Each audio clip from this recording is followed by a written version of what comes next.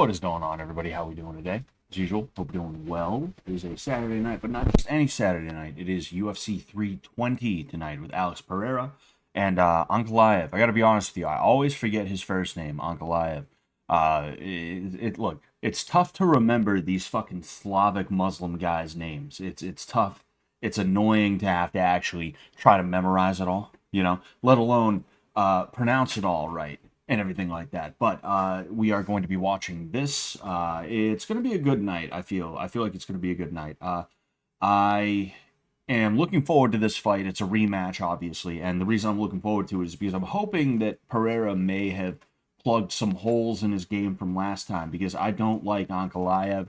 I don't like a lot of the Dagestani and Chechen guys and shit like that. I believe he's Dagestani, but he trains in Chechnya or something like that. I'm pretty sure is the deal. I could be wrong. It could be reversed, but I'm not a big fan of those guys because they are very by the numbers guys. Excuse me. It's not about actually going in there and going to war. It's about eking out victories and stuff like that. And it's funny. I actually used to,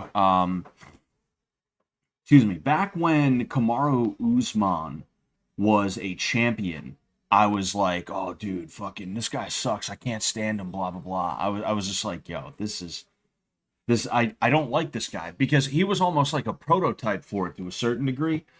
He wouldn't grapple with the grapplers. He wouldn't strike with the strikers. It was always asymmetrical with him, which, can you blame him? No, not necessarily. He's just trying his best to win fights, which is his job. You can't blame someone for trying to do their job, but it doesn't mean I gotta like it. Doesn't mean I gotta like it. And at the very least, Usman would strike and grapple.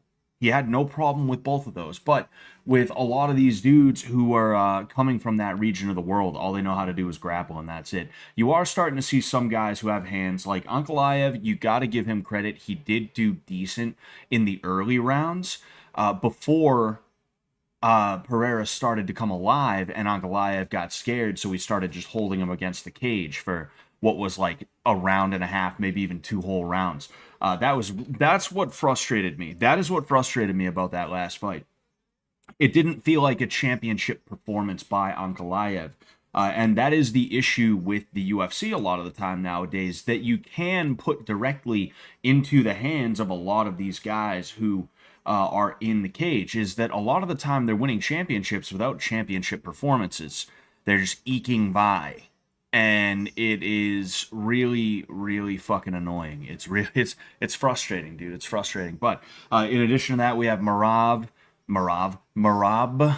versus Corey Sandhagen. And Merab is one of those guys who, he's kind of got a similar thing going on. He's known for his grappling, and he's not exactly exciting with it all the time. But at the very least, he's got kind of a personality that you can enjoy. He's got a very playful, like, jokey personality, and I appreciate that.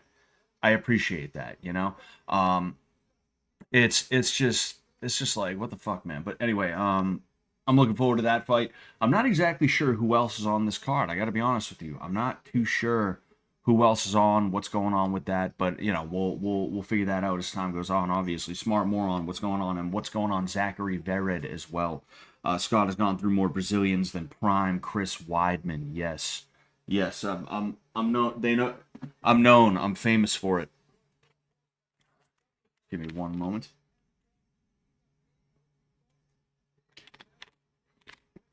His first name is literally fucking Magomed. His first name is Magomed. Oh boy. Anyway, Magomed Ankalaev is his name. Okay, so we know that now. We are aware. We understand it.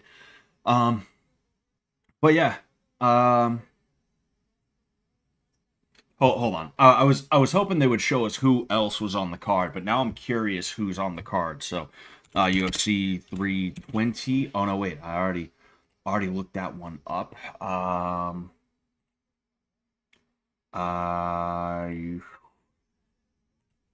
UFC 320. Let's go.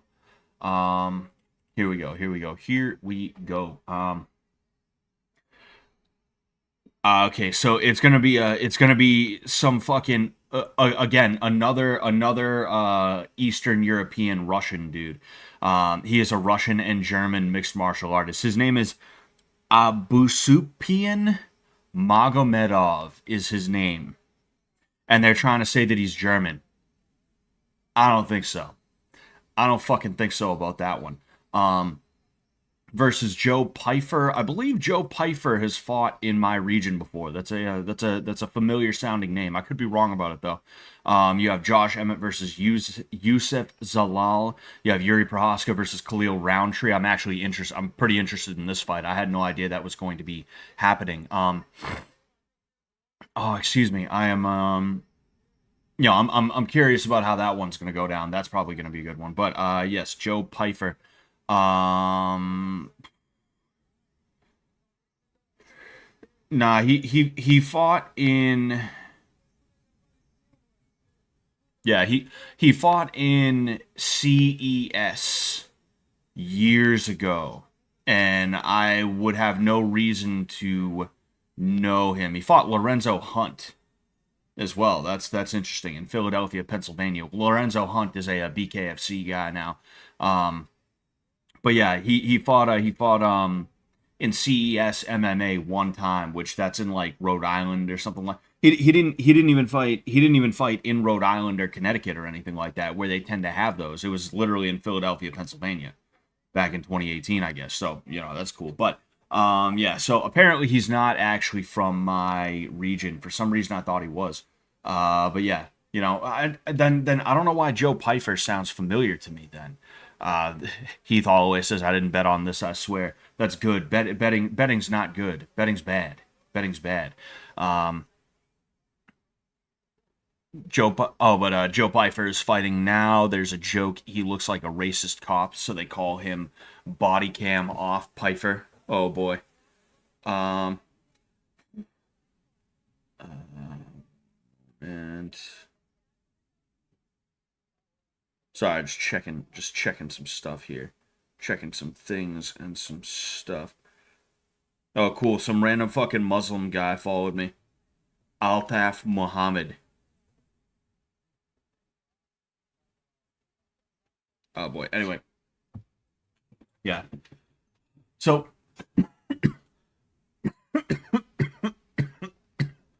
excuse me. Jeez, what the fuck?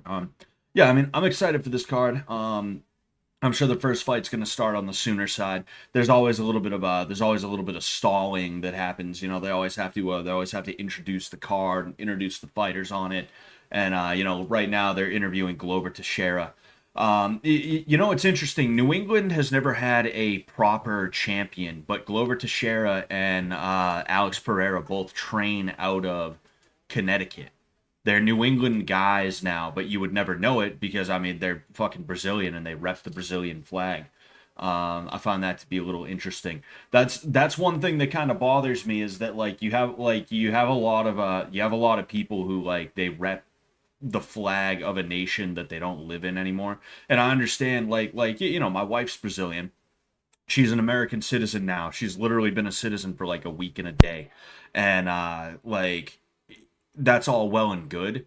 I don't expect her to start being like, I'm an American. She's not, and she's never going to be an American. But um, it's just like maybe a little appreciation for the people and the environment that you were able to succeed in. If you were able to succeed in Brazil, you would still be in Brazil. But apparently you had to come to America in order to succeed.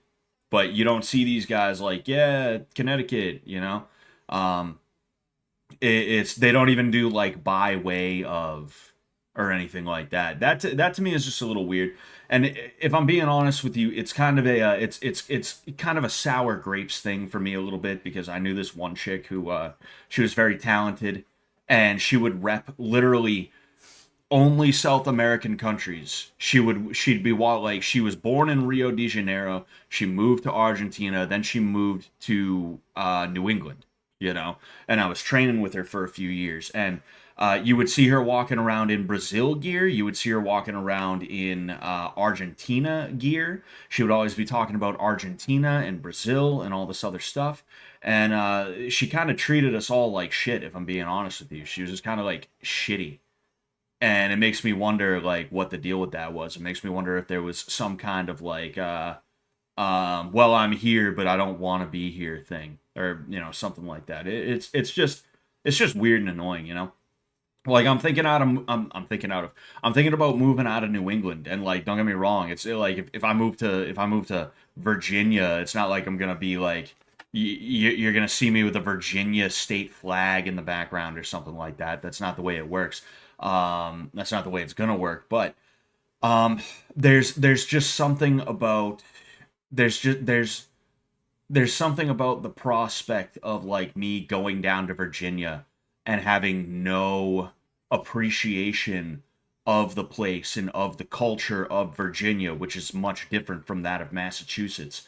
And there's just something about like the idea of me going down there just to be like, just to still be like, yeah, I'm from fucking Boston, dude. I'm from fucking Boston. Dude, you ever hear of Boston, Mass, dude? That's where I'm from, kid. Fucking that'd be so stupid and annoying, You have to try to assimilate on some level, you know. You always have to try and assimilate on some level. Dagestan are basically a more combat sports focused Amish. Yeah, yeah. Like combat sports focused Muslim Amish.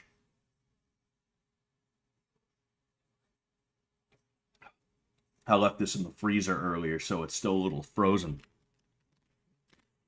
Oh man. Uh, so they're trying to introduce. They're not introducing him. They're kind of hyping the fight right now. Joe Piper has like a weird look to him. You ever see someone and you're just like, is that a real guy? Is that a real person? There's just, like, look, I know I have a bit of a weird shaped head. Okay, my head is both square and round.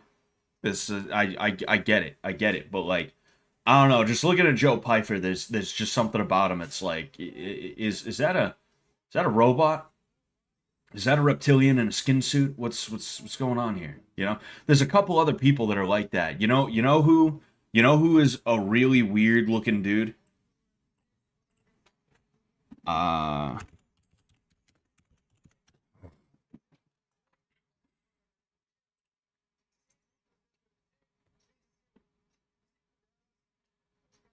uh is fucking Dylan Dennis. That's who's a really weird looking dude, man. Like and I've thought about it and I figured out it's the cranial shape, it's the shape of his skull as well as his eyes. I feel like he has jet black eyes. And it's just a really weird. It's so weird to fucking see this dude. It's so weird to look at this dude. I would probably low key be a little bit tripped out if like I ended up in a room with Dylan Dennis. I might be like, yo, is that an alien? Yo, is that guy gonna probe me? Is he gonna like stick something in me or something like that? What the fuck is going on? Um, if Joe Rogan says calf kicks change the game, I'm gonna lose it, dude. Yeah, fucking like Joe Rogan. It's so weird how he started like huffing and I don't know. I mean, he had to have been this way the entire time. There's no way he wasn't like this the whole time, but there became an oversaturation of Joe Rogan in the world after a while. And when that oversaturation hit, it became really, really apparent that he is given to fantastical statements and magical thinking and other things like that. And because of that, he says weird shit that sometimes he has to go back on. Like I remember in the earlier days of the Joe Rogan podcast. I mean, the Joe Rogan podcast has been around for a long time. He was like, I don't know that he was one of the first to do it necessarily, but he was like very like I think it was like 2007, 2008 when he started his podcast. People don't realize podcasts. I mean, maybe they do, but some people I'm sure don't. Podcasts is a word. I don't know exactly the word that I'm looking for to describe that word, but It's basically like a slang word or like a word that was utilized by Apple because the idea was you would have an iPod that had episodes of a a radio show or something like that. So instead of a broadcast, it was a podcast. Ha ha ha. They don't even make iPods anymore. They don't even make fucking iPods anymore. But everybody has a podcast now. And nobody ever thinks like maybe we should call it something else. And it's not like we have to, right? So I guess Magomedov is 35. Joe Pyfer is 29. Um, I'm watching. I'll be honest with you. I'm watching Brazilian Fight Pass, so I'm not actually sure what any of that shit says other than the age.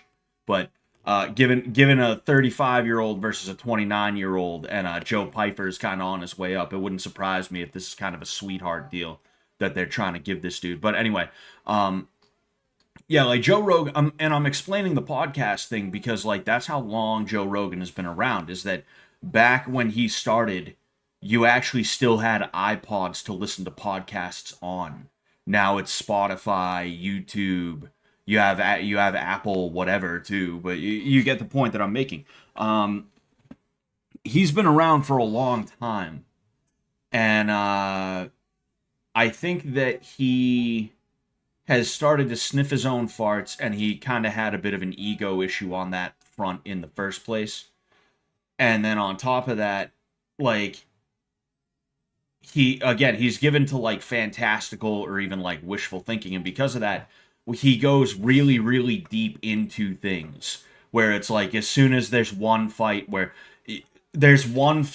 somebody lands a fucking Three Stooges eye poke, and now he's like, dude, that eye poke is so effective. It is so effective. I don't know why more people don't do it. You hit somebody in the eye with that, and dude, they're done. They're done. Like that's the attitude that he has. That's the way that he is.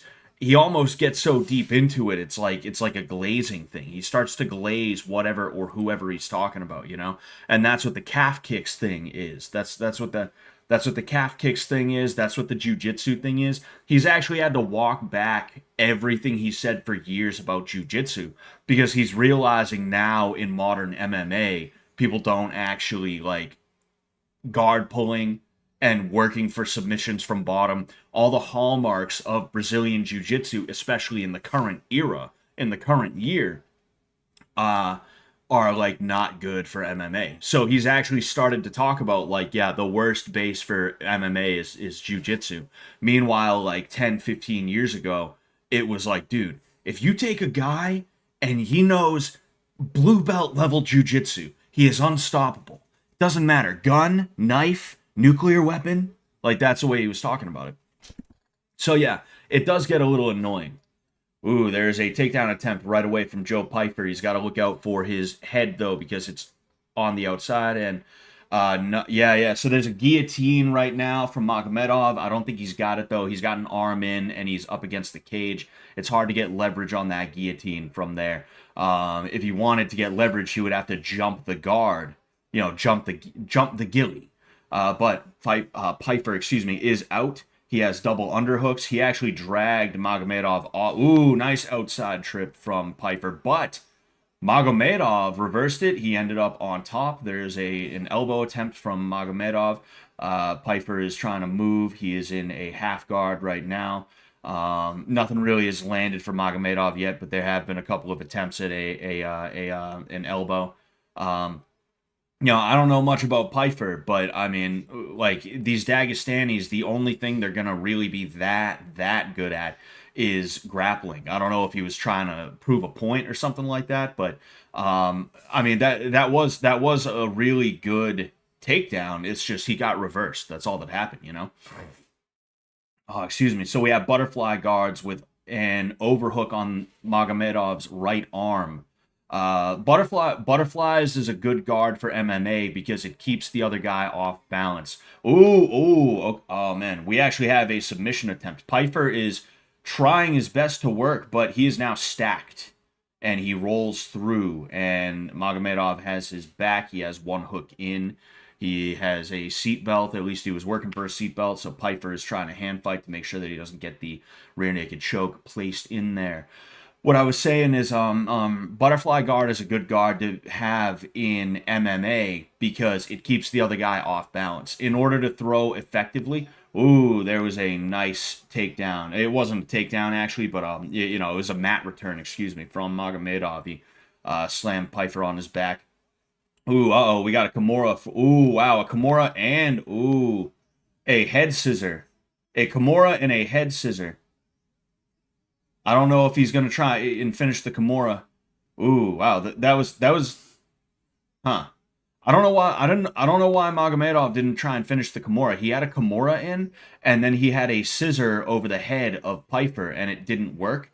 And instead of coming back to a side control to try and hit the Kimura, he just kind of let it go, and now he's in side control. This is obviously not very good for Piper. Piper is trying to lock up Magomedov's right arm, but he just let it out, and Magomedov is pretty high on the side control, but that's okay because the way he is, he's going to be able to post if Piper tries to roll him through.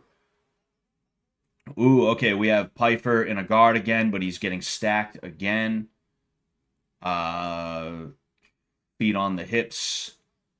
Piper rolls through. Magomedov working from the front. It looks like he might be trying to work another guillotine or maybe a Darce choke at some point, but I don't think he's necessarily going to get it.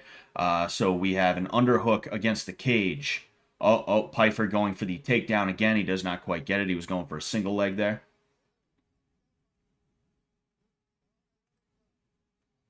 Some dirty boxing from Piper there. A nice uppercut to the diaphragm. Looked like it was a digging body shot. And Magomedov is off the cage. Nice teep from Magomedov. Ooh, a cross up the middle from Magomedov. So, like I said, I really don't know that much about Joe Piper. It seems like maybe he's just a grappler, which a nice jab from Magomedov there. Yeah, it seems like Joe Piper might be a bit of a relentless grappler, and the thing is, like, you can be a relentless grappler, but if the other guy is also a good grappler, you're going to have to make sure you're either a lot better than him or you have, like, good striking, which it does not seem as though Piper actually has striking that is that good. He's thrown 3 punches from standing, and it was a couple of looping hooks. So that is excuse me, that is interesting. But so that is the end of round 1, no question. That was definitely Magomedov's round on just control alone, you know? He didn't really land anything worthwhile. Nobody landed anything worthwhile, but the transitions and the control from Magomedov were actually interesting. And part of the reason it was interesting is because Piper is actually not bad on the ground. That was pretty sick, you know? And that, like, it can be fun to see 2 grapplers go at it because you actually see some really... Ooh, he had a 2-on-1 there. That was nice. But you see, if you're watching right now, you see what I was talking about with that Kimura grip. That's how he was holding Piper's hands on that head scissor, you know? I don't know why he didn't try and finish it. He had it, you know. I don't think Piper had much of an answer for it, you know. So we have Piper moving forward again.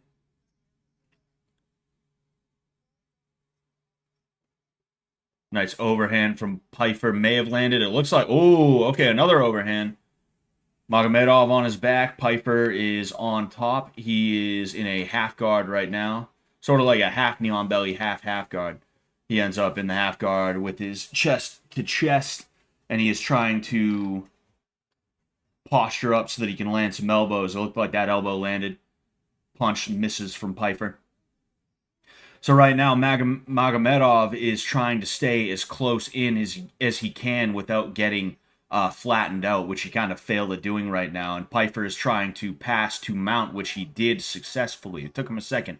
And we have an arm triangle potentially locked up. It looks like, yep, that's an arm triangle. Magomedov is trying to answer the phone. I don't know how well that's working for him. I mean, he got out though. He got out. I think he exploded a couple of times, and because of that, Piper lost the. See, this is what I'm talking about. This is exciting grappling exchanges. This is exactly what I want to see from grappling. We have a rear naked choke from, or what was going to be an attempted rear naked choke from Piper. He has a body triangle in right now. He is trying to fight to get control of that neck. He has an arm over, but he does not have the other arm ready to go in order to finish this. Oh, excuse me. See, one thing Piper can do is because he's got his arm free. He's got the rear naked in. He's got the rear naked in, and there is the tap from Magomedov. So Piper came out in round two. He landed a couple of good blows. Magomedov ended up on his back, and here we are now. Piper won. Good for him. But like that's exactly what I was talking about with the grappling exchanges. Is grappling exchanges like that are exciting because it's not just laying on the ground. It's one guy trying to get away, the other guy trying to keep up. You see reversals and things like that. All of a sudden, the guy who was trying to get away is now trying to keep up. That was an exciting fight, even though there was like minimal standing, minimal striking involved. I liked that fight. That was good. Joe Pyfer probably just pretended he was a black teenager and instantly won. Oh yeah. Oh yeah, he went right. Yeah. Uh-huh. So that first overhand went around the guard and bang, nailed him right on the ear. And then the second one, I don't know exactly where it landed, but it appears as though it actually did land for real. And what I was gonna say is like Pfeiffer could go for that and he could make it. You can see from the replay that Magomedov's chin was in, right? But the thing about the neck is that it starts down here and it ends up here, you know? It doesn't matter if the chin is in. If you know what you're doing, you can 100% make that work, no problem. And Pfeiffer did. So good for him. Good for him on that one. Uh,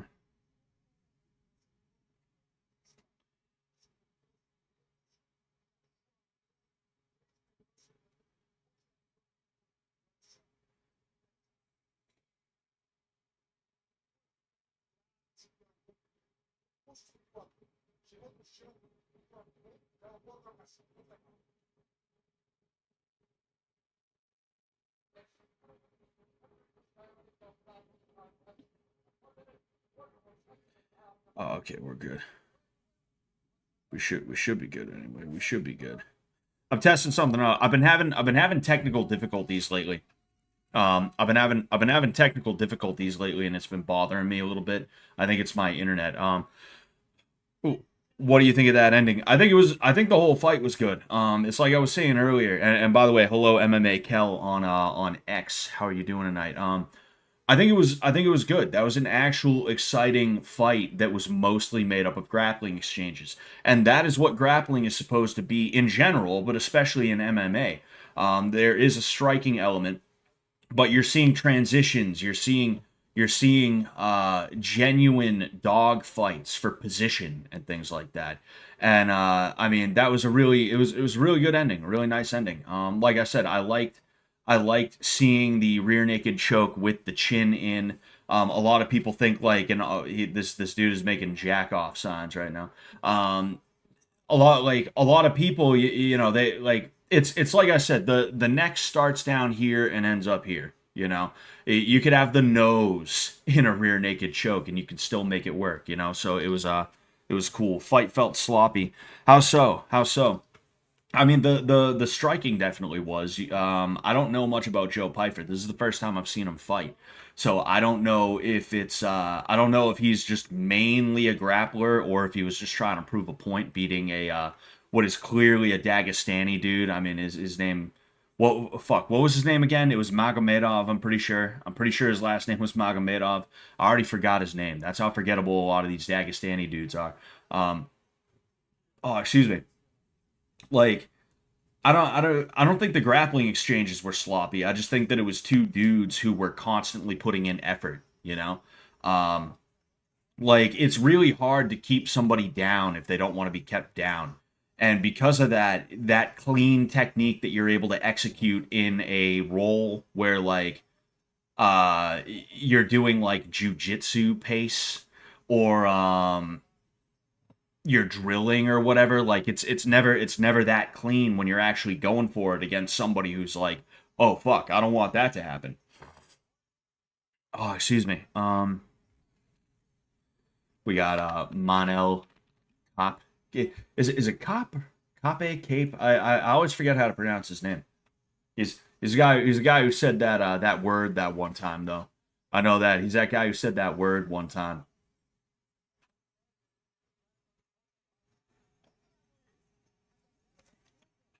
Dude, Diego Diego Lopes.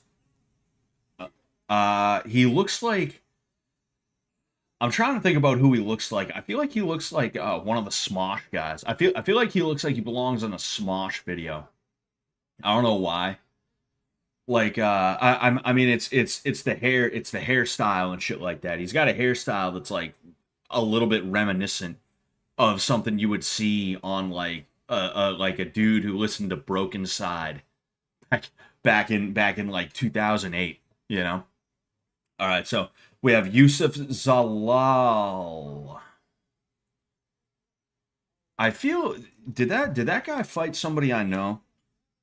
I wanna check this out real quick. I'm curious about this. Um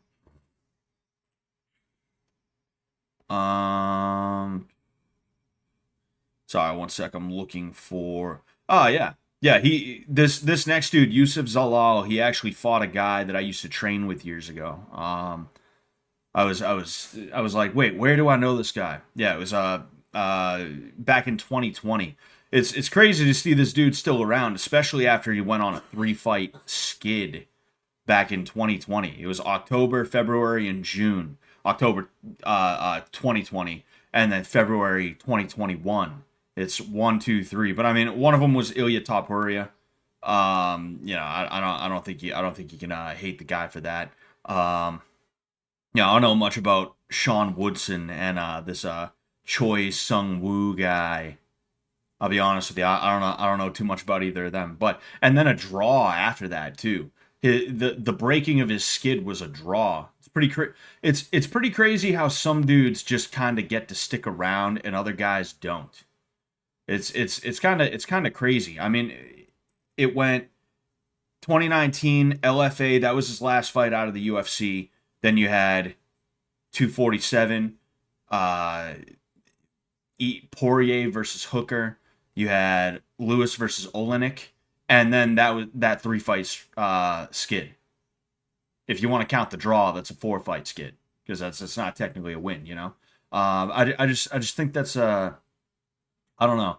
I just think it's weird. You see dudes who they lose 2 fights and one of them's a battle. Like for instance, the dude that he lost to, Peter Barrett. Like I remember he lost this fight, and then the next fight he lost was to Chase Hooper, and it was like a come from behind win for Hooper. Like Peter was beating him handily, and he still got canned.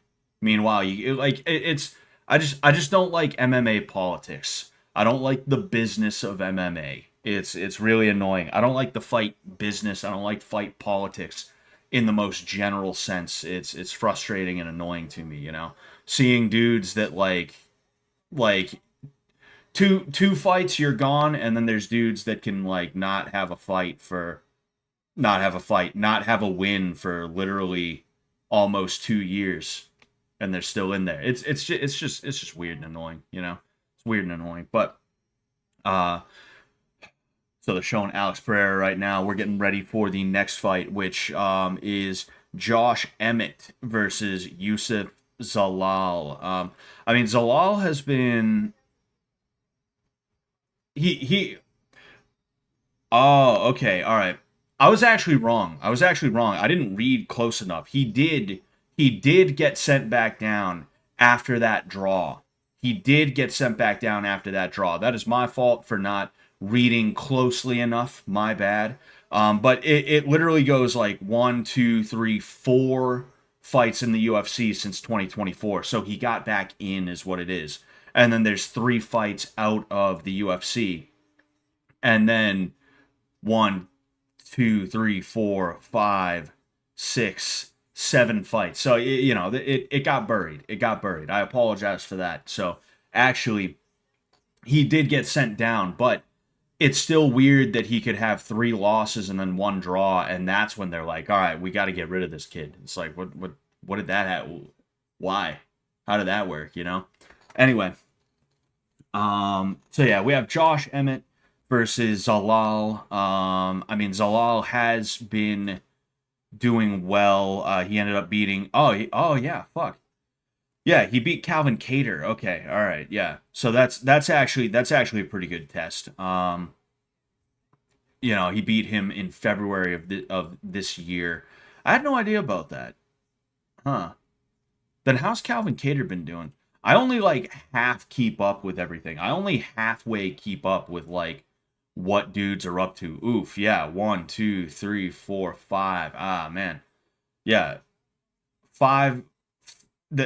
Another example, as much as it hurts me to say this, like a 5-fight losing streak since 2022.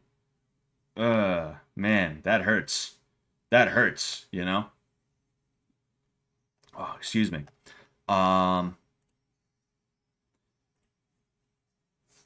to look into Josh Emmett and see what he's been up to lately. So yeah, we have the Bryce Mitchell KO that was like crazy, went viral, all that stuff. I'm pretty sure Bryce Mitchell seized up afterwards, and then he fought Lerone Murphy, who he lost to. So I'm wondering who the A side to this is even supposed to be. He also beat Calvin Kattar back in 2022. Oh wow. Um, yeah, I am curious about this. I am curious to see how that's going to go. But so we have Zalal walking out right now. I don't know if I'm going to call him Yusuf or Zalal for the fight. I have no clue. By the way, if you're watching this right now, I would appreciate if you would drop a like on the YouTube channel as well.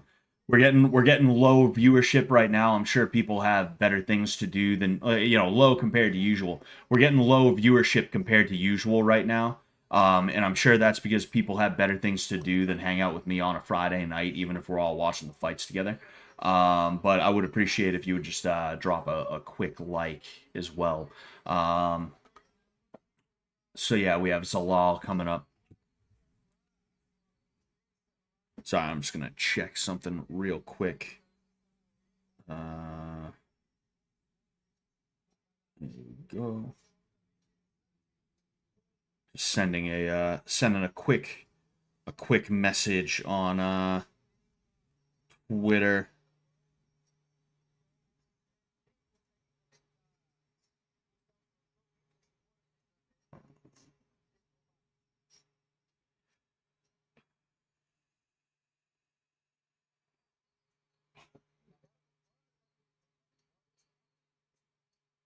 All right. Thank you very much, Joe Rogers. Hope you're doing well tonight. Hope you're doing all right. Hope you're doing all right. Oh, excuse me. Oh man.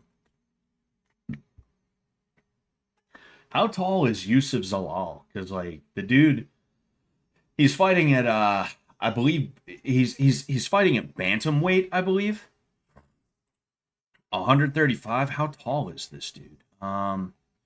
Oh no, this is Emmett's page still. We're gonna check out Zalal. He is 5'10". This dude is 5'10", fighting at bantamweight right now. That's pretty big for bantamweight. That's pretty big for bantamweight. That's crazy. Well,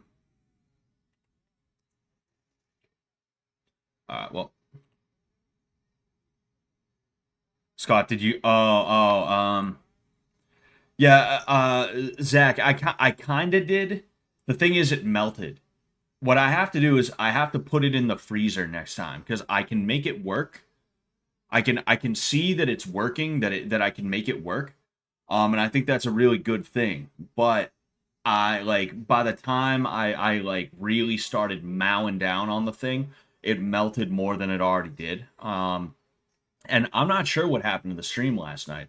I was upset because I was talking about something that was really interesting to me. I really enjoyed talking about it. Um, but yeah, like I've been having technical issues lately, and I don't know exactly what it is. My first thought is it's probably got something to do with my internet service provider because I changed some shit around recently, and I noticed that apparently they took away some stuff that was on my account before or something like that. So there's that, I guess. But yeah, so I'm trying to see what I can do to fix some of the technical difficulties, some of the technical issues. We'll see if I can do that, but we have Josh Emmett in the cage right now, sporting a ginger salt and pepper beard. Salt, pepper, and ginger.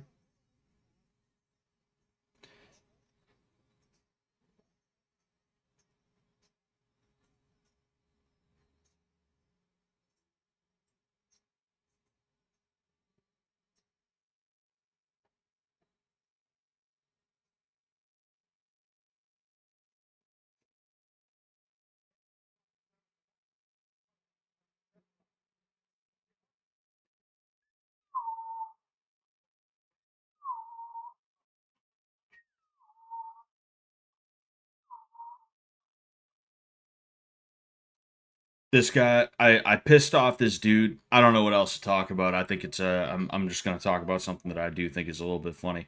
I pissed off this dude so much earlier today. He went on like a fucking like tangent. He went on a big ass like rant. He like retweeted a bunch of my shit, like talking shit, and then he replied multiple times to the same tweet that I made talking shit. It's just one dude from the fish tank world. He's one of those guys who's like, "Oh, I'm gonna hang around and I'm gonna do work nobody asked me to do, and I'm gonna try and act like that makes me a part of the crew." I'm totally Jet and Ben and Sam's best friend now. They totally would have me around. They totally want me around. And if you call me out on that, I'm gonna act like I totally am not begging and like wishing that they would allow me to be on the show.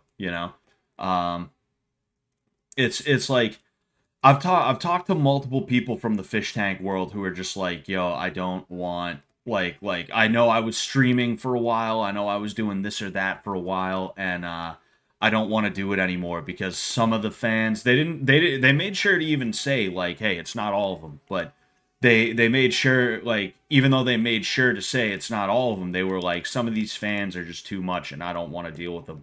I'm just sick of them and I want to move on. Excuse me.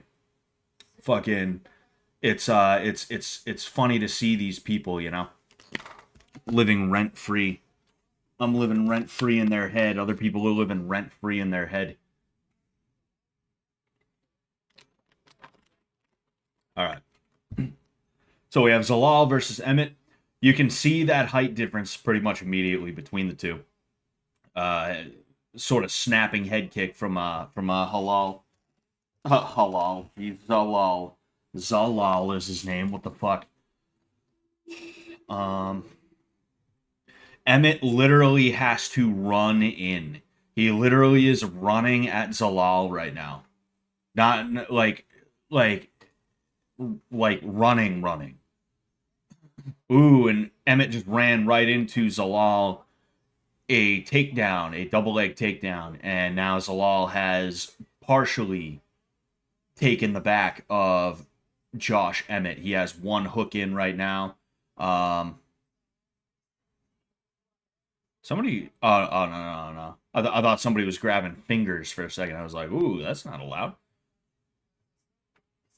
So Emmett has to be very careful because the way Zalal's hand is right now, specifically his left hand, he could creep through for an arm triangle. And ooh, okay, Emmett may be escaping this partial back take, but he's got to be very careful on the way out because Zalal might get a. Ooh, it looks like he might be trying to work an armbar through. He's work. Oh, yep. He's got the armbar from bottom. What Emmett has to do right now is he has to stack. He has to stack and make sure that his arm does not get straightened out. And oh, that is it. There was the tap from Josh Emmett.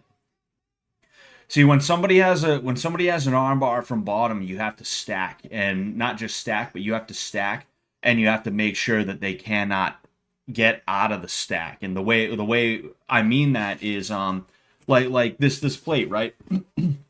I might be able to comfortably bend this much. If you bend me beyond that, I'm going to have problems. If you bend me to here, that's a big problem for me. For one thing, someone my size, I'm fat as fuck. I'm literally not going to be able to bend like this in the first place. You might hurt me. You might seriously actually do damage to me, you know? But then in addition to that, even if I could, it's going to be hard for me to breathe after that. Not after that, but during. And what this does in the case of an armbar is what I want to do is I want to extend, right? The plate. If I have an armbar from bottom, I actually want to extend, because what's going to happen is your arm is here. So when I extend, it's actually bending your arm out like that, which is, you know, the armbar. So if I can stack you so that I'm here, so that you're here, excuse me, then my arm is not in danger, you know? And in addition to that, like I said, you have to isolate the leg. Isolate the leg, excuse me. You have to isolate the head. You have to control the head. Emmett could have put his knee or his leg over to the other side of Zalal's head in order to make sure that Zalal couldn't spin out, but unfortunately he didn't do that. Oh, excuse me. There was just like a really quick fight. It was like a minute and a half, 2 minutes, and it was a quick armbar finish. What's going on, Admiral Wackass? The team alpha male style of overhands and blast double doesn't work in 2025. It does. It definitely does. You know, like there's the mistake.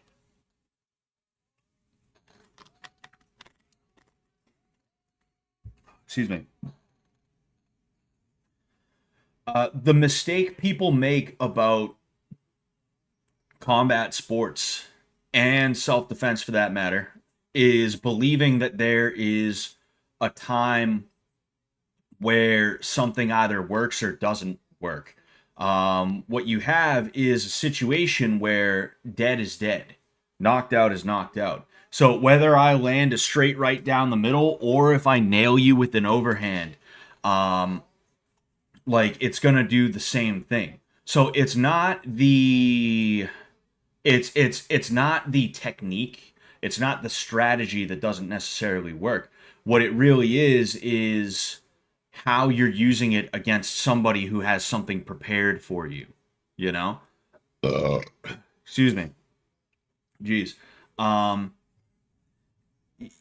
You can make anything work so long as you know what you're doing, how you're doing it, and when you're doing it, is what I'm saying. You just have to make sure that you're not going to fall victim to something that he has planned for you. And what happens after a while of somebody... Oh, geez.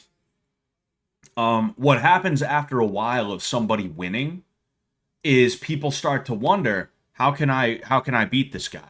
People don't just lose and go, well, guess I lost. Whoops. Oh well. Okay. I guess I'll just move on and keep living my life. No. People lose and they think, how can I make sure I don't lose to this guy again? Or they see somebody lose and they're like, how can I make sure that's not me losing to that guy? And because of that, certain metas and certain strategies are developed to take on that guy who is seemingly unbeatable, who is seemingly unbeatable. You know, that is oh, man. Damn it. Sorry, I'm just trying to move around. So like that's why you see the game evolve. It's not that like certain things stop working. It's that certain things get left behind because this guy who was thought to be unbeatable, well, somebody develops a strategy to beat him. And the thing is, there is a success bias in combat sports, which obviously you want to do things that work. Obviously, of course, but the way people utilize that success bias, they understanding that instead of understanding that this strategy is just a way to beat somebody who fights like this, they assume that this is actually the best strategy that you can utilize now, no matter what, under any and all circumstances. Is that fucking Cash Patel? Was that Cash Patel a second ago? That looked like Cash Patel, but anyway, instead of understanding that this new strategy that was created is simply, oh boy, a fucking nightmare couple right there. Anyway, Kayla Harrison and Justin Gaethje. But anyway, what I was trying to say is instead of people understanding it for what it is, which is just this specific strategy working very well against that specific strategy, what they assume is that that strategy is actually the best way to fight, and it's really the only way to fight nowadays. And if you're not fighting that way, well, then you're doing it wrong, and you're going to lose and all this other stuff. The reality is that's just not how it works. That's not the way it goes, you know. And eventually, what happens is after years and years and years of this guy fighting this way, people start looking at him and they're like, that guy looks unbeatable, but I know he's not unbeatable. I just got to find the way. I got to figure it all out, you know?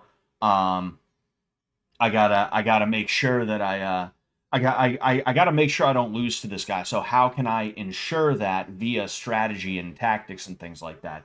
And they develop a method of fighting that kind of like, I know you guys know what I'm talking about. I just don't like that I'm having to talk saying like this and that and this and that and this and that, you know. If you have, bottom line, if you have strategy A, right, and strategy A is working very well, people are going to wonder what you have to do in order to beat strategy A. They develop a strategy, and let's call that one strategy B. Strategy B works very well against strategy A, right? Strategy A, strategy B. This strategy B works very well against strategy A. And eventually what happens is people stop using strategy B because so many people stop. I apologize. People stop using strategy A because strategy B works so well against it. Instead of understanding that strategy A still works, it's just not that well versed for fighting against strategy B because strat B was literally like designed for it. They just assume that strategy A it doesn't work at all anymore, you know? And then eventually what happens is strategy A kind of phases out and all you're left with is strategy B. And people start wondering, well, how can I make strategy B go away? How can I beat strategy B? So they develop a strategy. That one is strategy C. Strategy C beats strategy B. All of a sudden people are like, nah, we don't do strategy B anymore because strategy C is the best way. Again, even the better explanation I fucked up. I'm sure you guys understand it. I'm sure you get it, you know. But you know. I just don't like not explaining things right. I don't like not being able to explain things very well. It's annoying to me, you know. MMA is the premier right-wing sport in America and the world for that matter, you know. I don't know of any sports that you could consider to be more right-wing in nature, you know.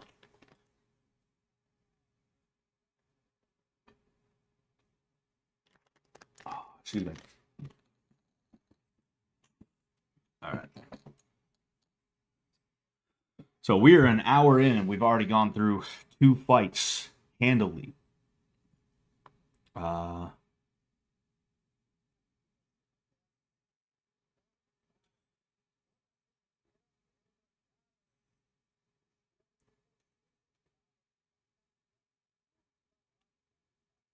Sorry, just again, just looking around here.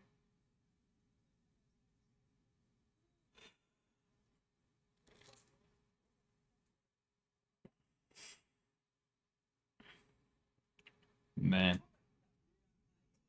What's going on in Portland and Chicago is crazy. I'm glad to see that Antifa's finally starting to get some shit taken to him. It's just annoying, you know. because it takes so much to be able to get to that point in the first place, you know. It shouldn't have gotten to this point in the first place. It should just be it's it's the Zuck. Give me the Zucker. I'll give you the Zuck. Anyway, yeah, it's annoying to see that it had to get to that point in the first place, you know. And what's even more annoying is that like people like me were all for handling the problem, but we were stifled by Trump's first presidency in the first place, you know? Like you can't like Trump has the ability to appoint directors and cabinet members and all this other stuff. It's his fault if he's in the presidency and like some bureau is working against him or something like that, you know? Um I saw so many people get arrested, so many people get tried and convicted of bullshit charges, at worst, trumped up charges at best. People who like they didn't go out thinking, yeah, let's commit political violence, but they were like, hey, we're gonna go out and we're gonna be at this rally, and if somebody tries to attack us, well, then we're gonna make sure we like don't get hurt too bad. We're gonna stop them, you know. And it's just disgusting the way that is, dude. One of those fucking fighting is that one of the fight nerd dudes all the way off to the right, baby? Oh yeah, I think it was. Yeah, I thought it was too. He's trying to make it all about him. It's two legends of the game, and he's like, oh, hey, everybody, look at me. Like, go back to Brazil. I love you, baby. But anyway, the judges and DAs are a huge problem. Yeah, and it's like it's tough because you don't have to let somebody hurt you, you know, but you will be attacked, you will be tried, you know. It's like Portland PD. Don't ever believe a cop when they're like, well, actually we support Trump and we don't like what's going on here. If they don't like what's going on there so bad, they can just fucking not arrest people who are defending themselves from Antifa. But no, they refuse to arrest Antifa, and then they arrest the people who are defending themselves from Antifa. And I'm supposed to think that the cops are just doing their job. No, they're not. And any police force would do that, because at the end of the day, cops don't become cops because they're like, I want to help people. They become cops because they're like, I want to get paid, you know. I want to I want to get paid. I want to get paid to feel like I'm like legally allowed to body the fuck out of people, you know. I want to get paid to like hang around all day in my squad car handing out tickets to people who actually work for a living, you know. It's so disgusting. It's so gross. Oh, this is gonna be a good fight up next. Khalil Roundtree versus Yuri Prohaska. I'm actually really excited for this one. Low key, high key, not even low key. But yeah, it's the grossest fucking thing, and you cannot trust these guys. You cannot believe that they're actually like on your side in any capacity. They're on their own side, you know. Um, it doesn't matter. And like, there's this guy. His name's Nick Sortor. I don't know much about him, if anything, other than like he's apparently a journalist or something like that. He was getting attacked by Antifa in Portland because they don't like journalists that are not explicitly on their side. You know, um, they don't like journalists that are not explicitly on their side. So if you're a journo and they feel like they can get away with it, they're gonna attack you. Nick Sortor got arrested by Portland PD within the last day or two, and this is while they're refusing to arrest anybody who is like literally part of a domestic terrorist group. And like, this is exactly the type of shit that we used to deal with, you know. Even in places where it's like the thing about the Boston PD, right, is that they kept a pretty tight lid on things, but they didn't do their job. And what I mean by that is like they would keep both sides separated so that there weren't any all-out brawls in the middle of Boston. So if there were any fights, it would have to be like after everything ended and you know you're going home with your boys, and Antifa decided they were going to follow you, and maybe you turn down an alleyway and give them a big handshake, you know. But um maybe a pat on the back to go with it. But um like what they would do any opportunity they had, what they would do any chance they had was they would try to pressure whoever they thought was the easier group of people to pressure into leaving, no matter whether it was morally just or upright, or if they even had the right to do that. Time after time, we would see these guys who they would get permits for their rallies. We would show up to try and like protect people from Antifa, making sure that everybody was like good coming to and from, making sure that like Antifa didn't storm a fucking barrier or something like that. And like we would see these guys who got permits to be there from the city, and the police wouldn't do anything to keep people safe going to and from the event. And then in addition to that, when Antifa would show up and they would start trouble, they, instead of arresting Antifa, they'd turn around and they'd be like, hey, you guys should just go home. They'd literally look at the conservatives, us. They'd be like, you guys should just go home. They don't want you here. You know, I mean, look, if you're not welcome in the city, why are you, what are you even here for? What are you even here for? And they're doing that, even though apparently they're supposed to be based in red pill conservatives, dude. Whoa, dude, based red pill, they're Trump supporters, bro. They're based in red pill. Instead of doing their job, they would like pressure us because we were a lot more, we were a lot easier to deal with, you know? It wasn't about upholding the law or even it wasn't about upholding the Constitution or even the law. It wasn't about doing the right thing. It was literally just about the path of least resistance every single time. And if they felt that they could bully us into giving up ground, we would. And we did that a couple of times. We allowed them to like put, when I say us, I don't mean me personally because I wasn't a part of this. This is the story that Aria was talking about. They allowed the cops to bully them into the paddy wagons thing. They allow like we allowed the cops to like redirect us and put us in fucking kennels and stuff like that and not allow certain people to come and go freely and all that other stuff. And all it did was get us fucked with by the police even more, you know? So you can never trust the police no matter what. Never under any circumstances. Even ones you know, they're not your friends, they're not people anymore when they put the badge on. Like I have a cousin who's a cop. If I got pulled over by him, it wouldn't be, "Oh, hey, bud." It'd be, "Hello, officer." Because I got to be honest with you, like I love the kid, you know, but he's a cop.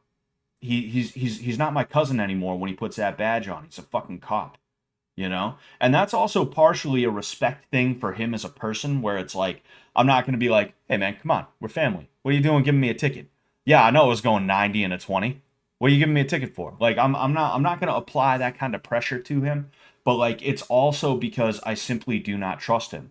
Because like he might be cool.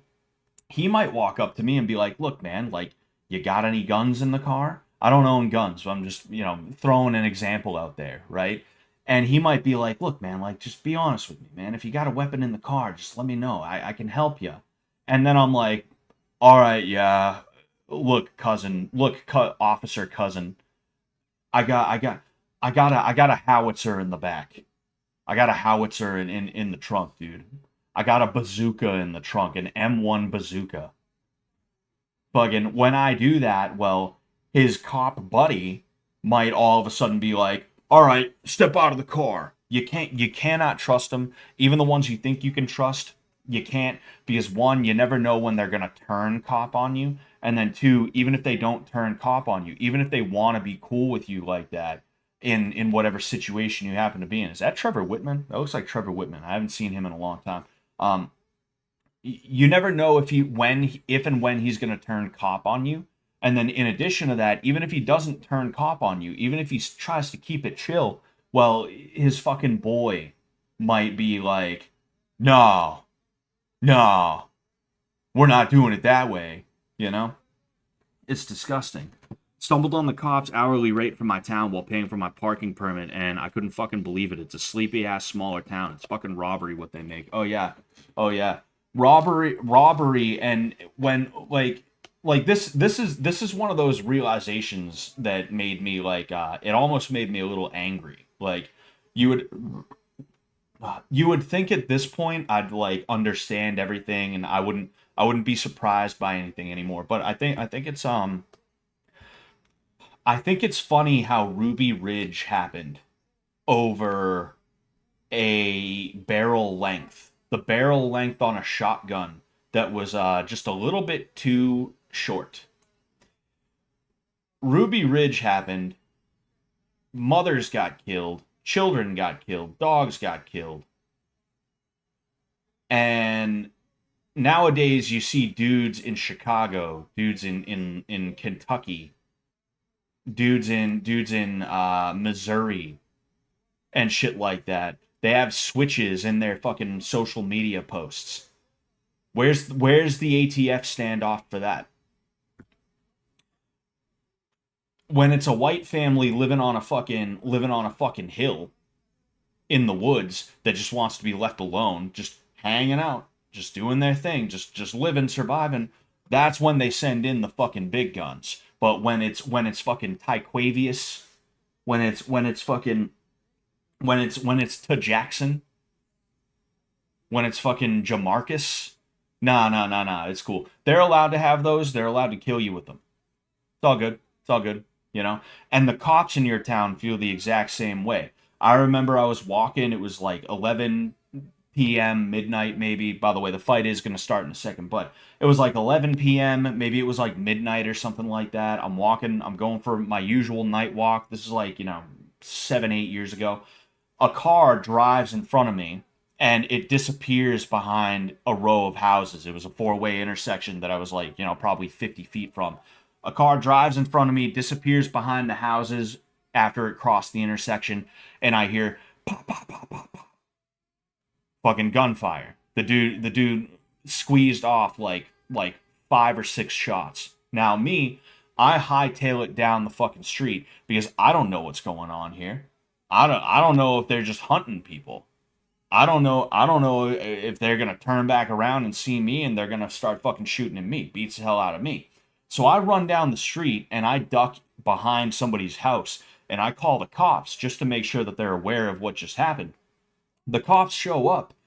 The first thing the cops do is they hop out the car, they walk over to me, and they start trying to pat me down. Because if they went straight to where I was pointing to, if they went straight there after I was like, yo, they're up there, yo, they're up there, bro. If they did that, well then there may have been a guy with a gun waiting for them, and they don't want to have to deal with that.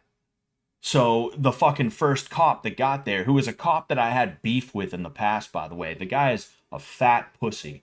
He was the school resource officer, which they only give that job to the fattest pussy on the force. The school resource cop is never a respectable guy. But yeah, he ends up fucking hopping out the car and he pats me down. And then, like, after he's done patting me down, he doesn't hop back in the car and dip the fuck out. He gets a statement from me. He lets somebody else do it. But anyway, here's the first round. All right, Roundtree versus Prohaska. I got to be honest with you. I'm not sure who I want to win this. I guess I should want Prohaska to win. But Roundtree is an entertaining fighter. He is an entertaining fighter, but so is Prohaska. So it's tough for me to have like a big dog in this fight. But yeah, never trust cops. Even the federales that are doing something, like they're not doing something because they want to take care of like the citizenry or something like that. They're only doing something because they're under attack. And that's kind of the biggest disappointment with Trump's presidency right now, is that he's getting revenge, but he's not getting revenge for the American people. He's getting revenge for himself. He's going after people that fucked him over.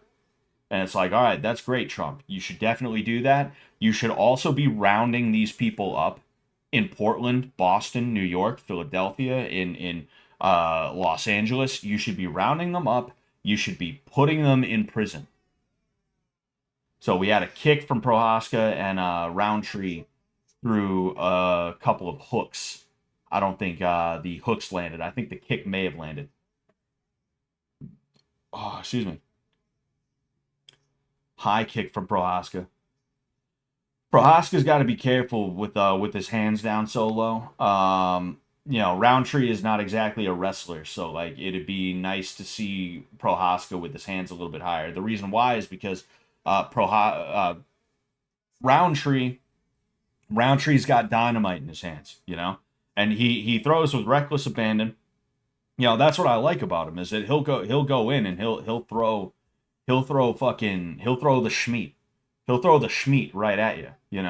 And I like that. You don't see that as much anymore. Ooh, that was a nice left hand from Roundtree. I don't know if it landed flush or even at all. It looked like it landed, but maybe it was a glancing blow or maybe it landed somewhere else. But um, you know, Prohaska is in danger at pretty much all times right now because Roundtree is explosive and he's got power. They both stumbled. I don't know exactly why. Don't know exactly what happened. Jab from Prohaska seems to have landed, not with a lot of power, but then a kick from Roundtree lands on the arms of Prohaska. And with those kicks that Roundtree throws, he's not going to want to take a ton of those on the arm either. A couple more kicks from Roundtree seem to have landed.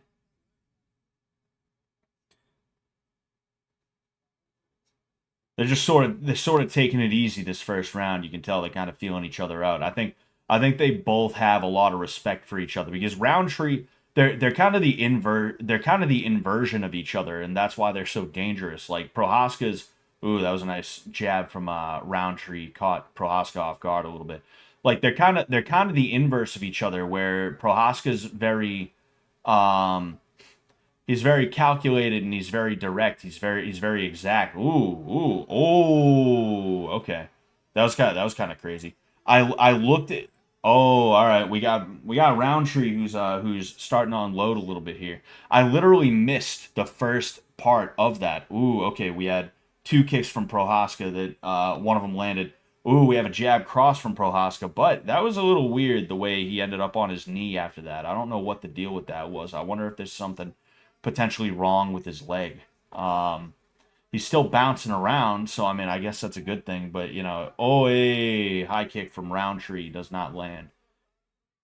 But I was saying they're essentially kind of the inverse of each other, where like Roundtree is not always the most accurate, but he throws everything he's got into everything he's throwing. Where Prohaska is kind of the opposite, where he's a little bit more precise, and when he touches you, because of where and how he's touching you, you're gonna end up with some trauma. You're gonna have to go to the counselor and tell him where he touched you. No, but he's gonna put hands on you in a way that is gonna like you're gonna end up on your ass. Excuse me. Yuri fights are always chaos. Yeah. Oh, nice. That was a nice like 3 or 4 piece combo, all hands from Roundtree, and he landed clean. If you're someone like Roundtree and you land that clean, and he doesn't go down, the other dude doesn't go down. It's actually sort of a demoralizer. If I had to give that round to anybody, I'd probably give it a Roundtree because he was a little bit more active in general, and he definitely landed more, even if he wasn't as active. So that was definitely Roundtree's round, but I'm curious to see what Yuri does as he kind of picks it up a little bit. I have a feeling he might come alive a little bit more in round two, especially after feeling that power from Roundtree and not being phased by it. 1-0 Khalil, yeah, I agree, Smart Moron. So it was a jumping knee. the way he's like literally here. Oh, hey. But that's exactly what I'm talking about. You see Prohaska, his hands are everywhere except in a high guard. People think the high guard in MMA is pointless, but it's not. We see the high guard work in people like Peter Yan and stuff like that. The fact is, your hands up here is a million times better than your hands down here. But dude, all the drill music in the state of the South and west side of Chicago are crazy. Commute sucks, but better than living in the city, honestly. I mean, I couldn't tell you. I don't know anything about Chicago. You know, Mister, or not Mister. Your official title is Admiral. Admiral. So a fake kick by. Ooh, okay, that was interesting. A kick followed by a spinning what looked like back fist or maybe elbow from Prohaska, and he almost got touched up by Roundtree again there.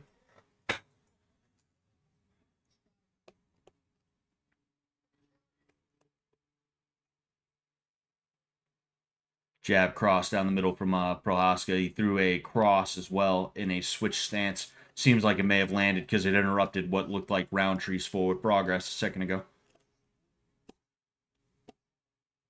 Prohaska jumping into a side kick to the thigh. That was interesting.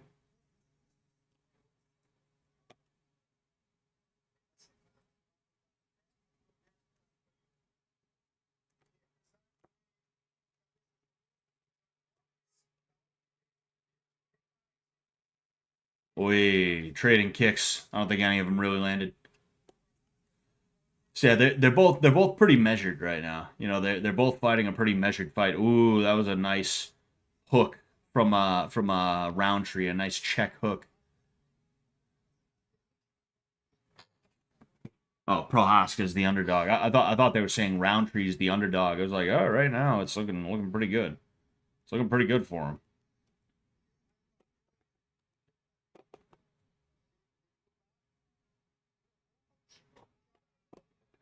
Popped in for Fight Companion and stayed for the racist rant, says Max. Well, I appreciate you being here, sir. I appreciate you being here. I didn't notice you mentioned something. I have two different chats up, you know.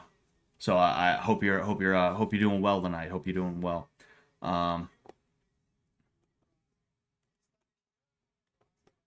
I think Prohaska needs to throw with a little bit more volume. You know, I think he could easily do well. And I mean, he's going for all these weird angles that just don't seem to be working for him right now. You know, I just want to see a nice jab cross hook. You know, something like that, a jab cross kick or something. You know, and like eventually, it's gonna work for him. You know.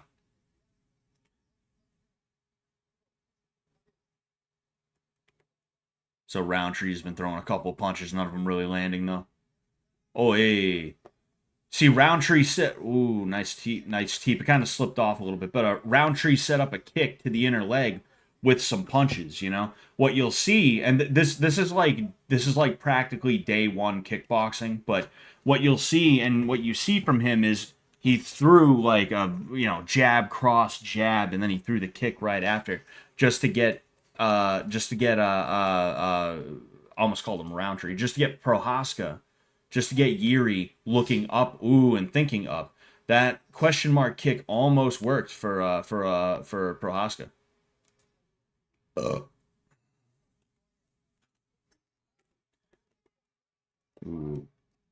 Hook to the body followed by an overhand from Roundtree. None of them really land.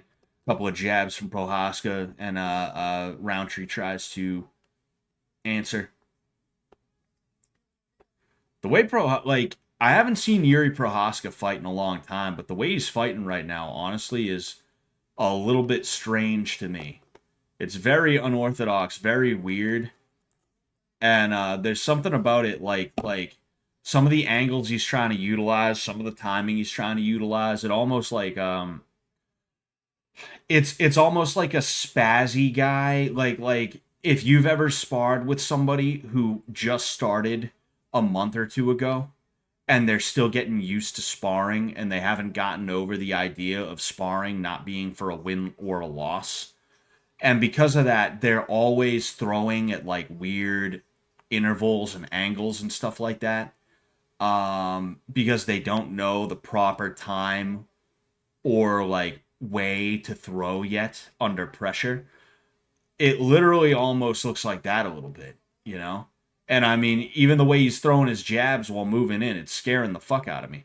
He's throwing like a couple of pitter patter jabs. He's gonna get touched in a way that he's not gonna be able to ignore. Ooh, that was a really low punch there. Apparently, it wasn't low enough, but I mean, it almost looked like he hit him in like the bladder, you know? Talking about Roundtree, looks like. So that is the end of round two. So, Hmm. That's a tough one. I mean, I may have missed something, but I didn't really see any big moments for either of them. Prohaska,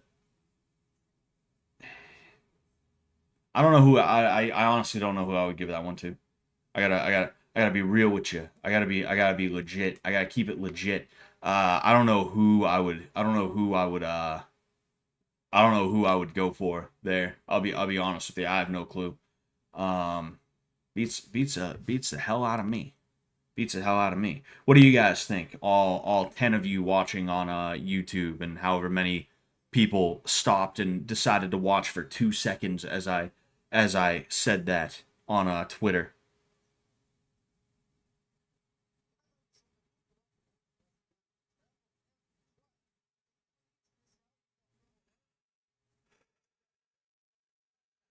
There we go. 2-0. He was just cleaner. Yeah, yeah, I could see that. I could see that. And that's the thing about that spazzy new guy energy, is that like those guys never really hit you clean. They're never really effective. Oh, that looked like a short elbow from Roundtree that definitely had an effect on Prohaska. He did not like it. I don't know how hurt he was. It's a jab followed by a cross from Roundtree. Don't really land. Prohaska doing a lot of feinting. There was a nice kick to the inner leg of Roundtree, excuse me, and then a teep to the thigh of Prohaska.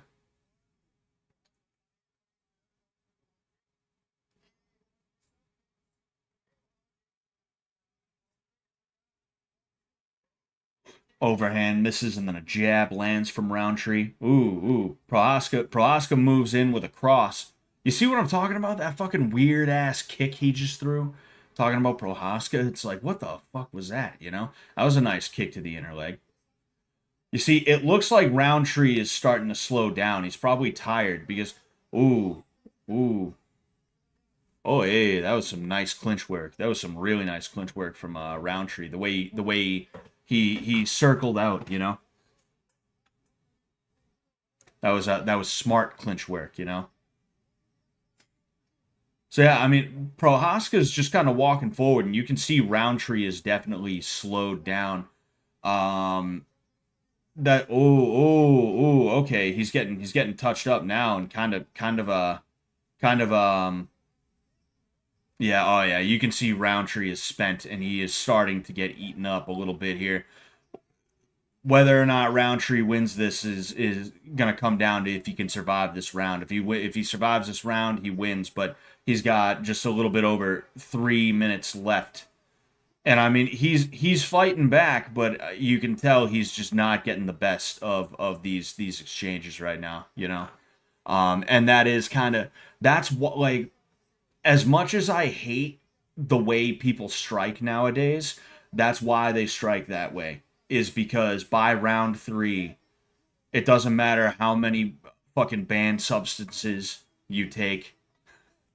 When you're throwing that hard for that long, when you're putting it all in to what you're doing, it's okay, we have a guillotine attempt from Roundtree right now. Looks like he had a snap down into a guillotine attempt, and Prohaska is out. Oh, that was a nice elbow. That was another elbow attempt. It seemed like, nice elbow from Prohaska. Okay, these guys are starting to give it to each other. I mean, they've been giving it to each other for a minute. We got a little bit over 2 minutes in this fight. We're gonna see again if Roundtree can just survive. That's all he's got. Oh no, that's it. Roundtree goes down.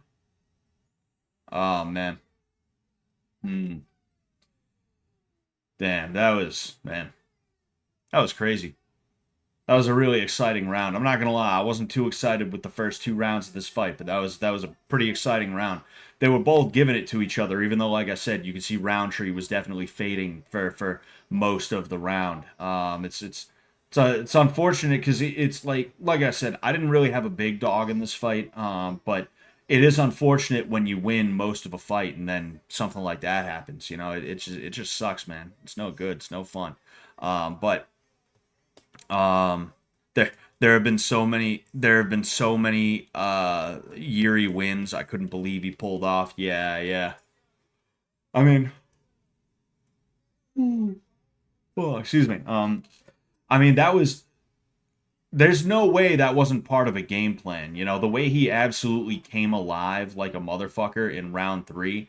And it's like I said, that's why dudes ooh, that was a nice. Ooh, wow. That was a nice combo right there. He slips a jab and then he comes up and he lands with 4 nice shots. Oh, excuse me. Bang bang. I think this might yeah, I was going to say that this might be the fight ending sequence. Man, that was crazy. But um what was I going to say?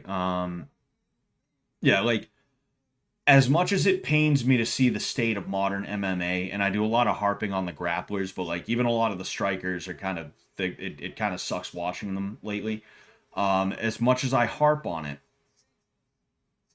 um, there are reasons why dudes don't fight like that anymore, and that's why is because you have dudes who they put it all into the first round or two, and then by that third round they're spent and there's nothing they can do, and they'll get picked apart by somebody like Yuri, who, like I said, it's pretty clear to me that his move there was trying his best to conserve energy, knowing that Roundtree was gonna burn out. You know, he just wanted to try and survive. In the first round, he took a 4 or 5 punch combo clean to the head, and he was not phased. I expected him to come out in round 2 and simply not give a shit, but he didn't.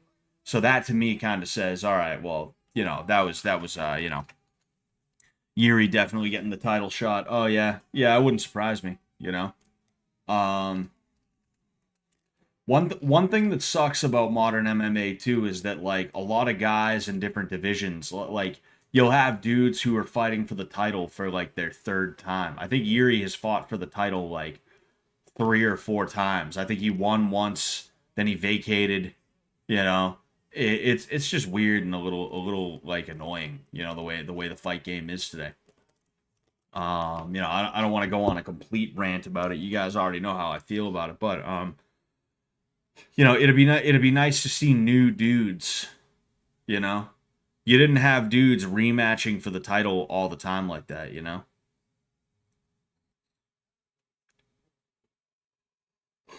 Oh man. I'm checking Twitter right now. There's tons of people fucking.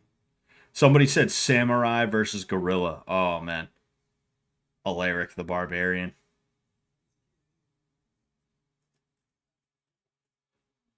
Figured I'd check Twitter and see how that is.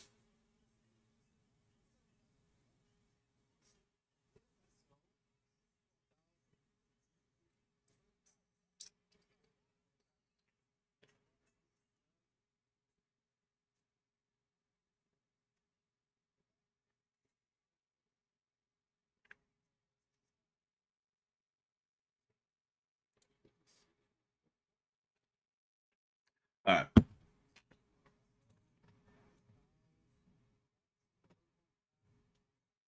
I'm listening to a translation in a language that I do not speak. It is very strange, very strange indeed. Man, my voice is like my not my voice, but my throat is just like it's in pain from all the talking that I have to do. You know, don't know how to feel about Yuri's samurai or ninja gimmick. Can't tell if it's autistic or cool. It's autistic. Let's be honest here. It's pretty autistic. If we're just being real about it, it's autistic as fuck.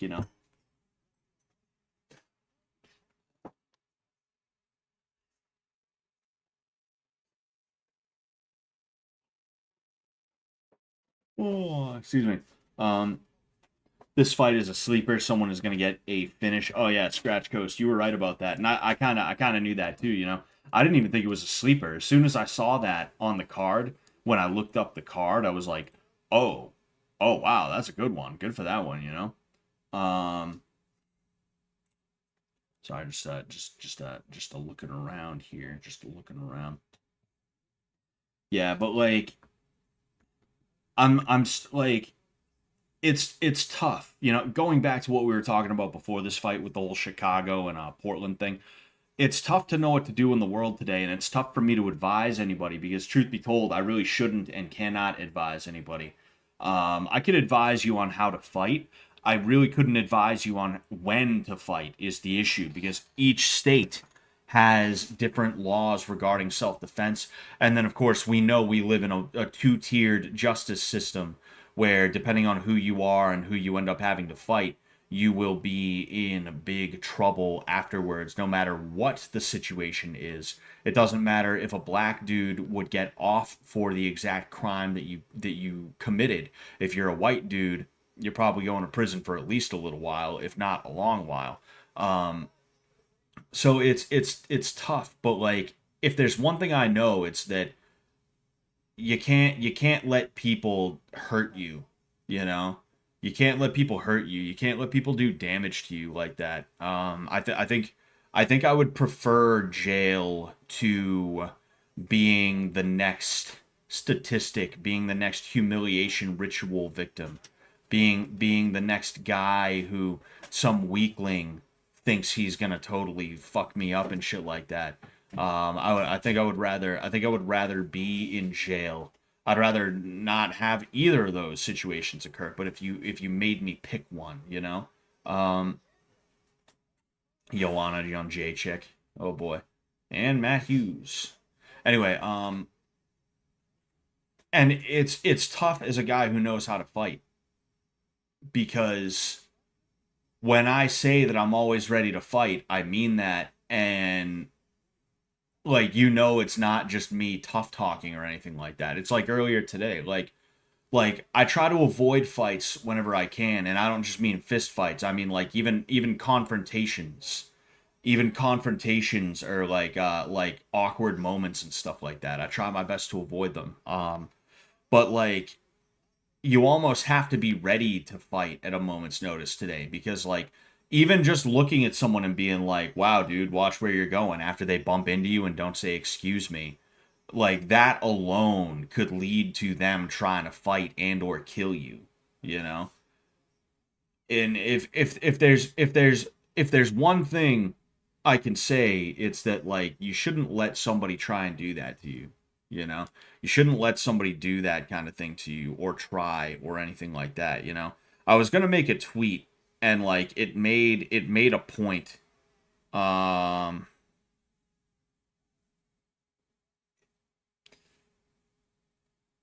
I was gonna make a tweet, but I saved it as a draft. I feel like it made the point better from what I'm doing right now. Um, yes, yes, yes. We've been past the get beat up for propaganda victories stage for a while. You're either protecting yourself from the people who are trying to kill you, or you're just the next victim who will be forgotten about. And what I mean by that is, you have a lot of people who they think that it's going to be some weird, like, front page news Martin Luther King propaganda victory, where like, you let some guy beat you up and then you stand up and you look at the camera and you're like, so much for the tolerant left, huh? And then you're gonna be like a celebrity or something like that, and you can grift for a living, and you're gonna be able to you're gonna be able to fucking change the world via getting beat up. And that's not the way it works anymore. It hasn't worked like that for a long, long time. When's the last time a right winger got beat up, and um because of that, like, it made front page news or something like that? I mean, you poor gringo cardia. What the fuck? What's that? How do you tell? It said arte y luta por gringo cardia. Kagia. I don't know what's that days. That's weird. Anyway, what I was saying is, we have gotten past the point where some random person is going to get beat up and killed, and people are going to be like, "What? No, we have to change the world because of that." It doesn't happen like that. If you get beat up by some fucking guy, in like line at the grocery store because you coughed and he didn't like the way you coughed, you know? White people be coughing and shit. And he fucking starts swinging on you. That video is not going to go viral, and there isn't, well, I mean, it's going to go viral, but it's not going to go viral for the reason you want it to go viral. It's not going to be a propaganda victory for our side where like everyone's like, oh dude, dude, you know what, this can't be the way, man. We can't be doing this to people. We got to change the world. That's not how it's going to go. You're going to go viral on Twitter as the guy who got beat up by the fucking dude who didn't like the way you coughed because white people be coughing and shit. That's what's going to happen. And if somebody recognizes you, they're going to be like, "Oh, aren't you that guy who got beat up?" Maybe you'll get a little bit of sympathy, I don't know, but like overall you're just going to be somebody that people talk shit about on Twitter. That's it. That's all you're going to be. That's all it's going to be, you know? So you can't be sitting there like thinking somebody's either A going to come save you, or B that you are like going to be able to turn that around and be like, that's okay though, I believe in non-violence, and it's going to mean anything. It's not going to mean anything. You're just going to get stunted on, you know? You got to be willing to protect yourself from people, like genuinely, you know? You like when you go to Walmart, you got to understand it can sometimes be a combat zone. When you're at fucking Waffle House, you gotta understand sometimes the chairs go flying, and if somebody mistakes you for a weakling, then the chair's gonna be flying at you. So you gotta walk around presenting yourself as somebody who might actually swing, and that doesn't mean like you have to talk a certain way or anything like that. Simply looking that way, and even then, you have to be able to back it up too. You know. Excuse me. As if anyone on the left even feels bad when some semi right wing person gets fucked up. Exactly. Like, we are, again, like, we're not at a point where anybody cares when somebody gets hurt like that anymore. We're at the point where the left wing is killing people. They've been killing people for years, but they've graduated to killing public figures now in Charlie Kirk and stuff like that. They've been attacking public figures for a long time, but like the most successful version of that was the Charlie Kirk thing. So if you think you're gonna get beat up by Devon, by Devonius in the Walmart fucking parking lot because he didn't like how you parked your car or something like that. If you think you're gonna get beat up by him and you're gonna be able to go on a PR tour, you're gonna be on Fox News, like, and when he hit me, it felt like the Democrats were the real racists. That's not gonna happen. It's not gonna happen. Nobody's gonna care about you. You're just gonna go home if you're lucky. If you don't have to go to the hospital or the morgue, you're gonna go home feeling extremely embarrassed. That guy's gonna walk away feeling like you totally showed the white person what's up and how he showed a whitey his place, and like that's all that's gonna happen. So you got to be willing to fight people. You shouldn't look for fights. Never look for fights. And when it comes to the law in your area, I'm not a lawyer. I'm not telling you when to fight. I'm just saying, like, study the law, consult a lawyer, become a lawyer. Become a lawyer. No, but like consult a lawyer and figure out like what the general understanding of self-defense in your area is, and be ready to defend yourself from somebody who is trying to fucking throw hands at you. And then afterwards, don't make the mistake of calling the police unless you absolutely positively have to, you know? Like, if you can get away with not having to report that to the police, then just fucking don't report it. Only if you're able to. Follow the law. Follow the law. Okay. If Merab beats Sandhagen, he's definitely surpassed Cruz as the best bantamweight. Oh yeah, yeah, I can agree. I can agree. Actually, I'd have to look. I'd have to look into Merab a little bit more to figure that one out. I'd have to compare them to figure it out a little bit. Baby, can you get me my my thingamabob? Thank you. Yep. This right here. I have a slice of cake I'm gonna be eating. But yeah,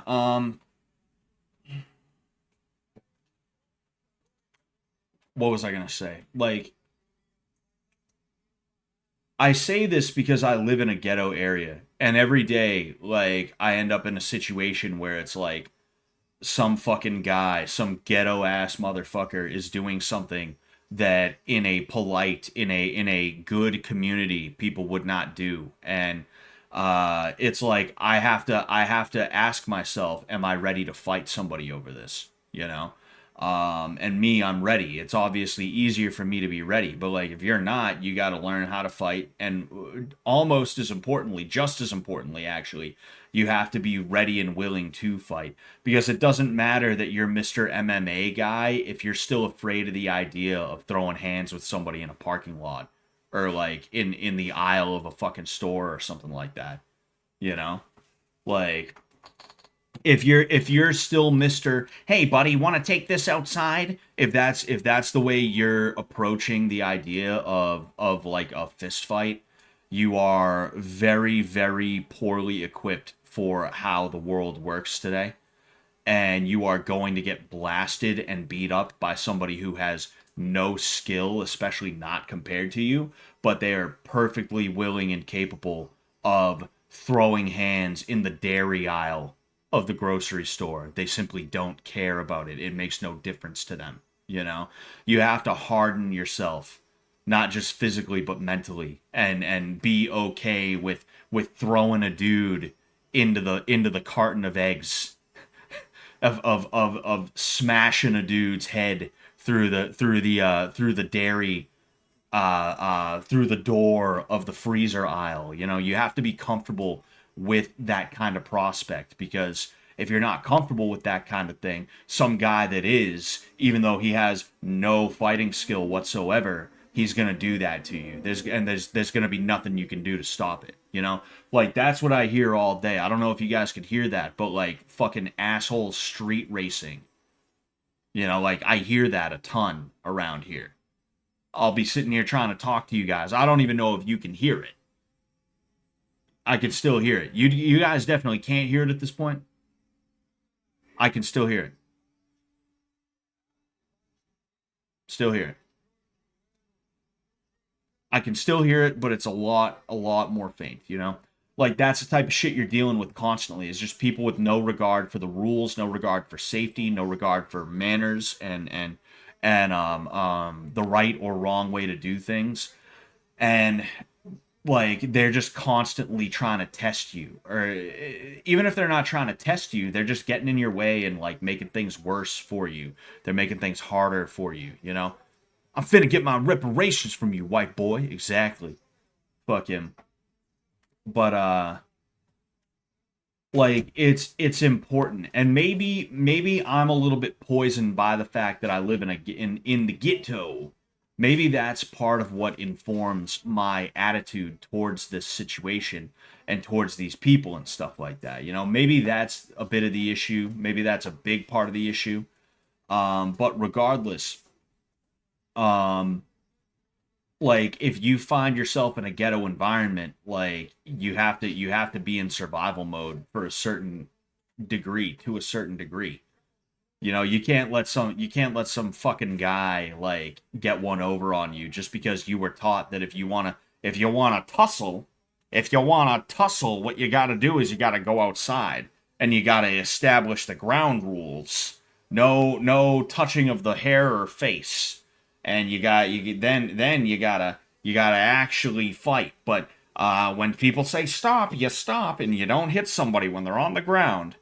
Like no, no, no, no, no, no. You know, and like that's why I've been working on it for a year. And when I say working on it, what I mean is I'm waiting to finish the last video in the series. But I've been working on a street fighting course, which this is the perfect time to release it, because I like my clout was never that high to begin with, but it's just continuously going down in the first place. Yeah, you know, perfect time to release it. But um, in addition to that, I've also started putting together a book that I'm gonna be working on. You know,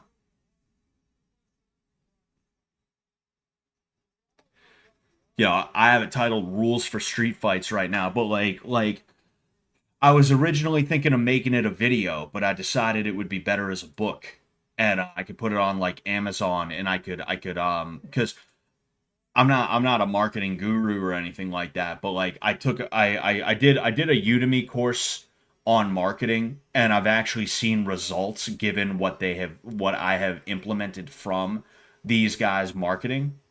So with that, I know that if I'm having this much success with, say, my gym, which is a niche, not that what I'm doing with this book is not niche, but it's niche and it is localized. It's stuck in one specific area. I can only imagine what happens when I'm able to scale that to the entire fucking world, you know? But anyway, yeah, it's like fights aren't cool is probably the first one I'm gonna do. If you've got friends, use them. Friends don't let friends fight alone. That's kind of like the flip side of that coin, where it's like if you got friends, you better expect them to fight for you and with you, you know. And if you're with your friend, you better not be sitting there watching him fight somebody. You should be jumping in to help him. Even if it's like, hey, break it up, guys. Come on, break it up, break it up. Even if it's that, it's like that's better than like just watching. Because at the very least, you're keeping your friend from either making a mistake and seriously injuring that other guy or getting injured himself. Or if that other dude that he's fighting has friends and that dude's trying to have his friends jump in, you don't just watch your friend get beat up by multiple of them. That's not cool, you know? Um, anyway, if you think you're about to get hit, you are, is one. Chivalry is for your friends. Um, and that means like if you have an issue with your friend, that's the guy that you're like, you want to take it outside, buddy?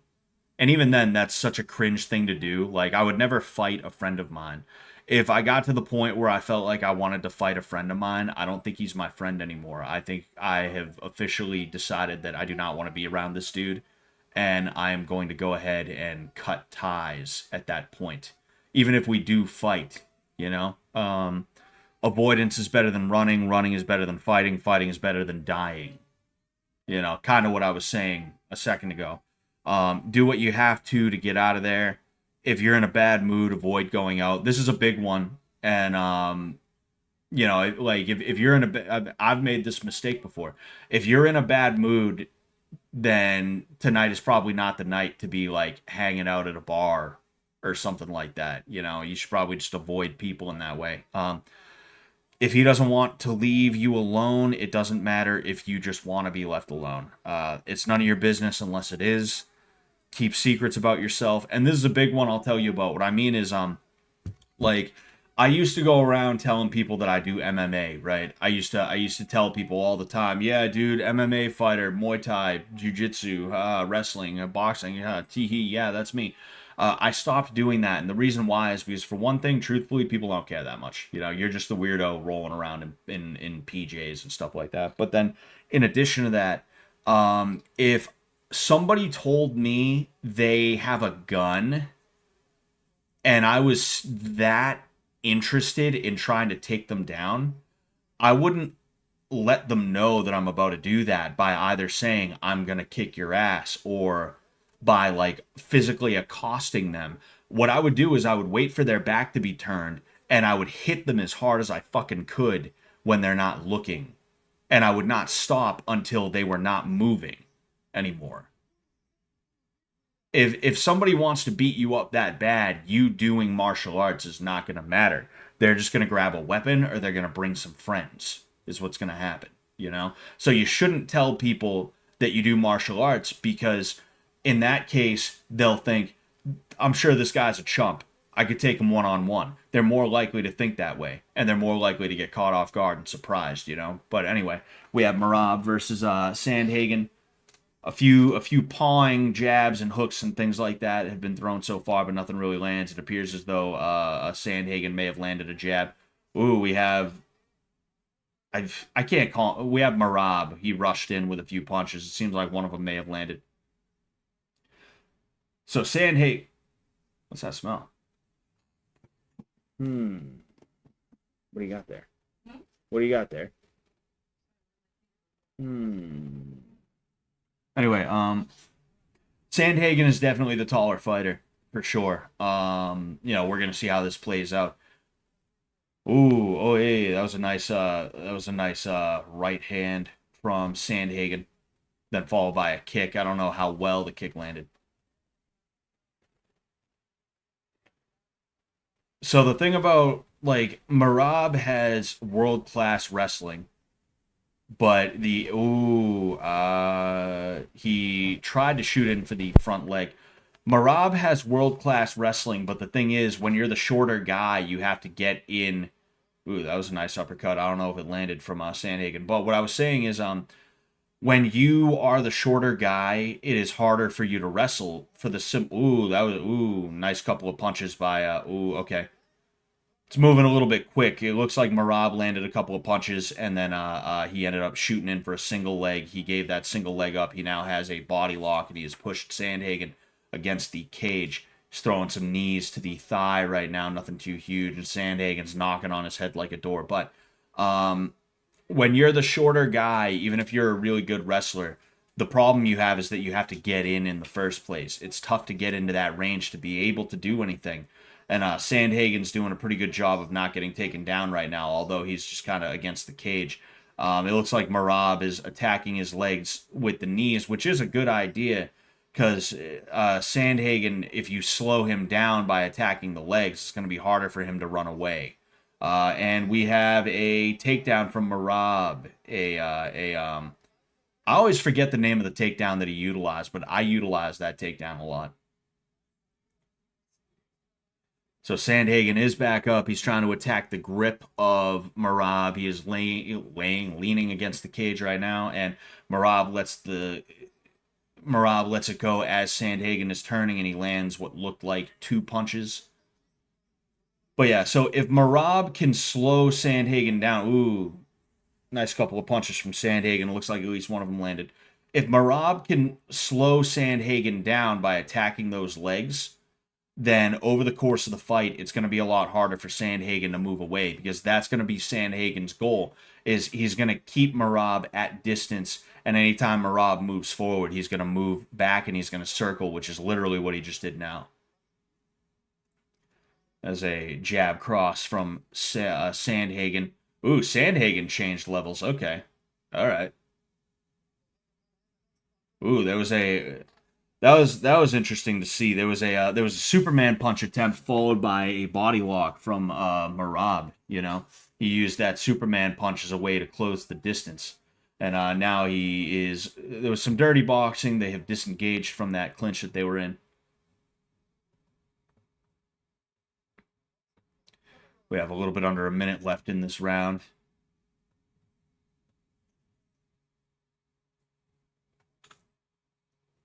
Just kind of staring each other down right now. Again, like Sandhagen is going to be on his horse. He's gonna stick. He's gonna move because he does not want to be. Ooh, nice 2-piece from Merab. I don't think anything actually landed.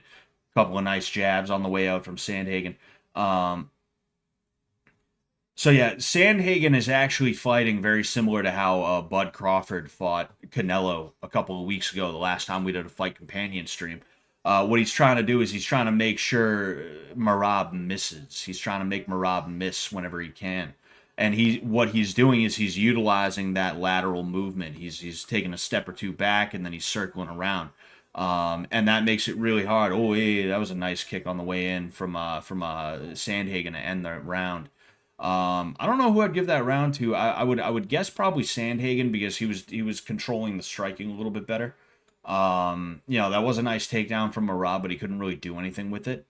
But yeah, anyway, Sandhagen, he's using a very good strategy for someone like Merab as the taller guy.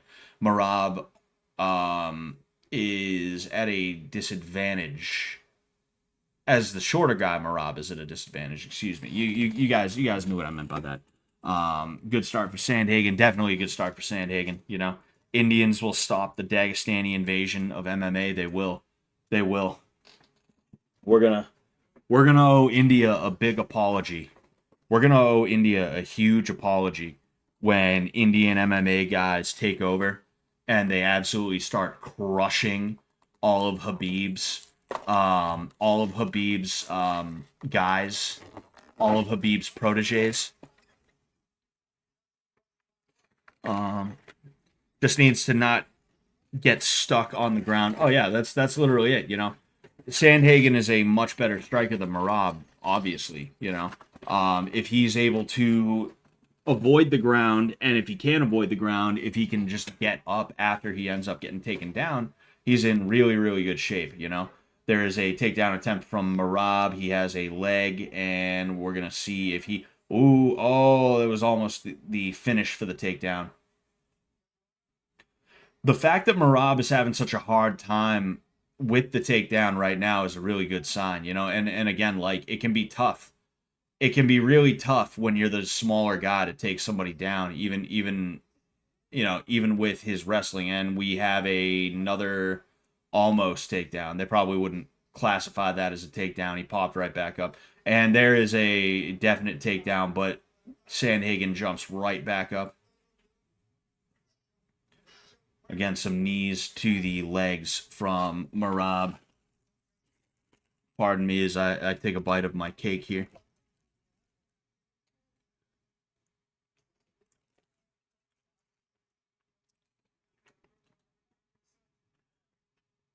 So yeah, I mean, right now Sandhagen is doing a really good job at neutralizing everything Merab is good at, and because of that, we're gonna see if Merab can make the adjustment. And I don't know if he's gonna be able to.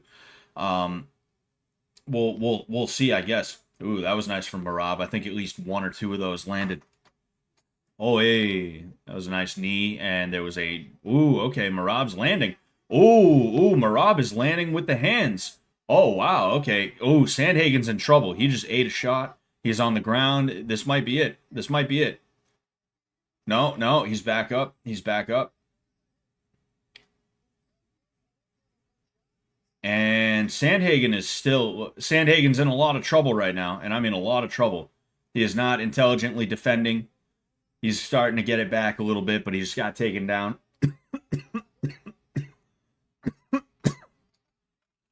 Ooh, man. He's not intelligently defending, but you can tell he's kind of starting to get his bearings again. And I think Merab is trying to make sure that he just retains control. I mean, after this, like, if unless Sandhagen is really, really consistent and he has a really, really good moment, this is going to be Merab's round. So it's probably, oh, that was a nice takedown. That was really cool to see. Nice little sweep there. So Sandhagen on the ground, and this time he's not popping back up. He's taking some ground and pound right now. Merab had a Western in for a second, but he let it go. That was funny to see. And the same sweep, the same trip that he utilized. I like seeing folk style moves in MMA. Ooh, and another takedown. It looks like Sandhagen's been rattled. And the thing is, like, when you get taken, like, one of the reasons why you see these dudes take someone down and then let them back up is because it is so draining to have to get back up. Ooh, another nice takedown from Merab. But it is so draining to have to get back up after you get taken down. It doesn't matter how big the guy on top of you is. It's, man, fucking you have to get up with this excess weight on top of you that does not want you to get up. So, like, being taken down like 3, 4, 5 times and then having to pop back up, you could see Sandhagen was not having a good time. He did not enjoy that at all, And this is definitely a good showing for Merab. He was able to capitalize off of the hands. Excuse me, and another one. Oh, hey, nice knee from Merab. I don't know. I don't think it landed. It was just it looked close.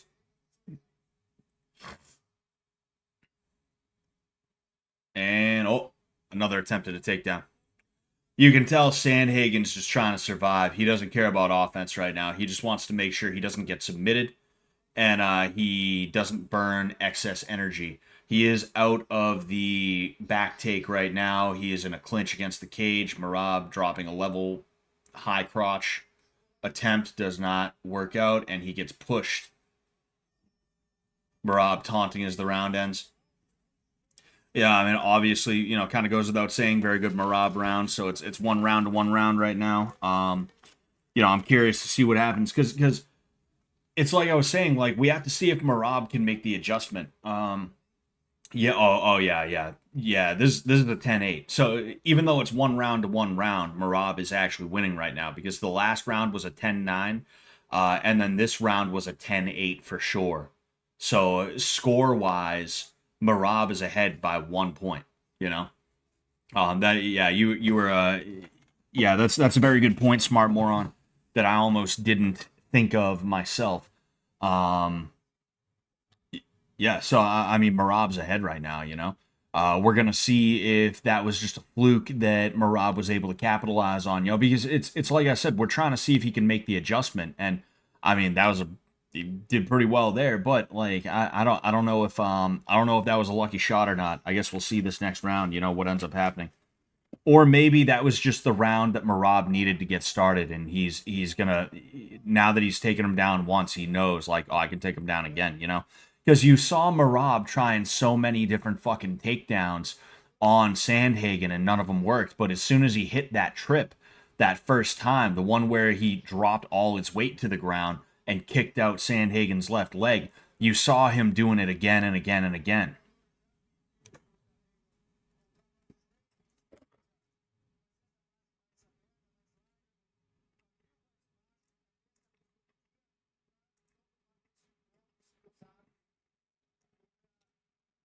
All right, so. Hmm. Sandhagen is he looks a little flatter and he looks a little bit more yeah. So we have Merab on a double leg right now. By the way, Sandhagen gave up his back, but he is up right now. They're both standing. So yeah, Merab has the back, and let's see if he hits that same takedown again. I'm curious if there's going to be a continuance of that pattern here.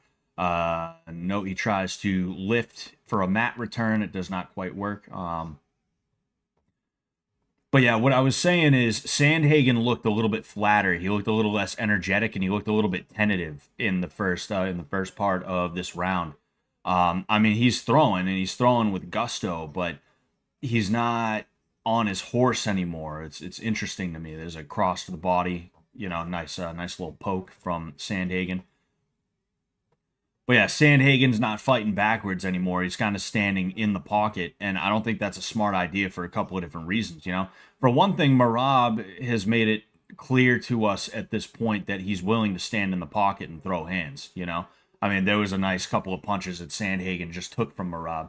But then, in addition to that, when Sandhagen's standing still, that's when he's the most vulnerable to a takedown. And I mean, he's been doing a good job at stuffing those takedowns, especially in the center of the cage, like what is going on right now. We're going to see if he can get the takedown, meaning Merab. He could not get the takedown, but we are back against the cage with Merab on Sandhagen's back. We're going to have to see, like,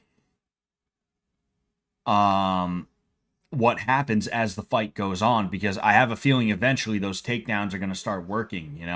He's only going to be able to stop so many of those takedowns. I think it's probably better for him to just completely and totally avoid it.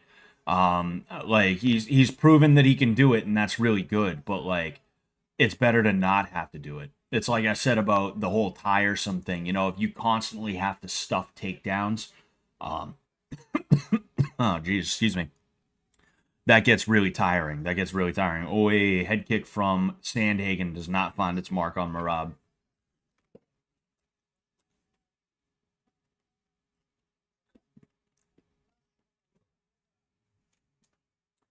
There's a kick to the knee.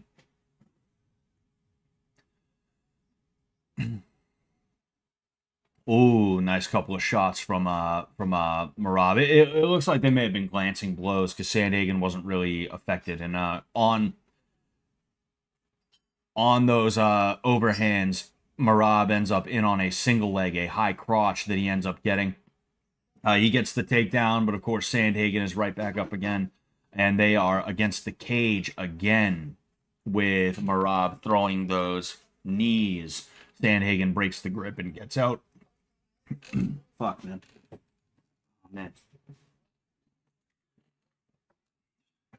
Baby, can you do me a huge favor and get me the milk that's in there too? I apologize. I should have asked earlier. My voice is so hoarse that like it's seizing up. Thank you. Oh no, you can give me the other one. This is the one you got. Oh, hey, nice trip takedown from Merab. He was in on another single leg. You know, single legs in MMA are tough because you don't have shoes or a gi to hold on to. So because of that, it's real easy to slip out of them. The fact that Merab can hit single legs like that is pretty good. I mean, most of the ones he's hit in this fight have not actually worked, but the fact that he can, like, he's hit a couple of them, you know, and the fact that he can have any success with them at all, like that right there, you know. He hits a Sanda type of takedown. The way Sanda guys hit their single legs sometimes is very similar to the way that Merab is hitting that single leg takedown that he just hit a second ago, you know. And that is the end of round 3, and I would have to say that was a Merab round 2, you know. What's it called?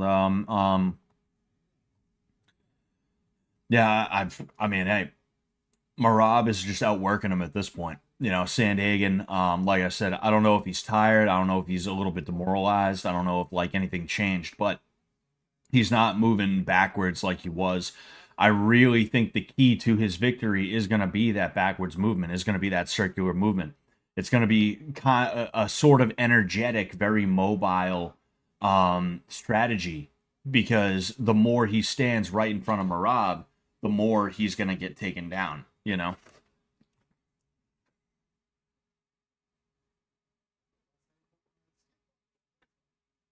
Man. I'm going to take the opportunity to eat some more cake.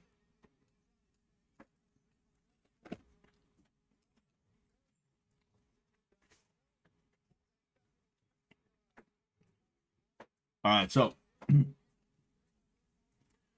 beginning of round 4 right here, exchanging some jabs right now. Again, Sandhagen standing right in front of Merab. That was a nice kick to the thigh of Merab there.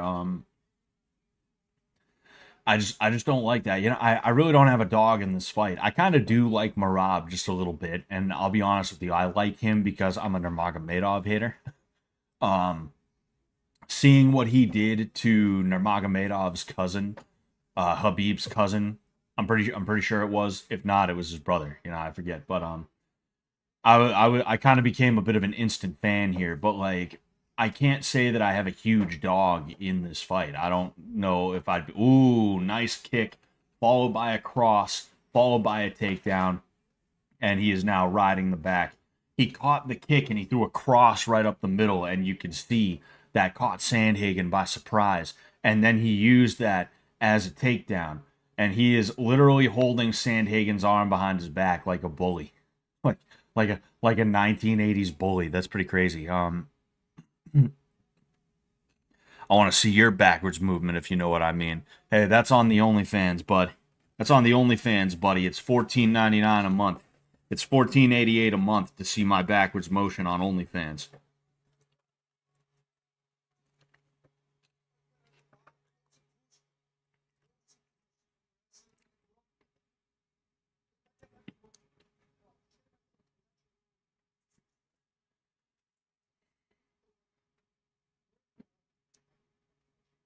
See, like, Sandhagen is not completely useless in the pocket, obviously. He's a much better striker than Merab is, but Merab is just tough.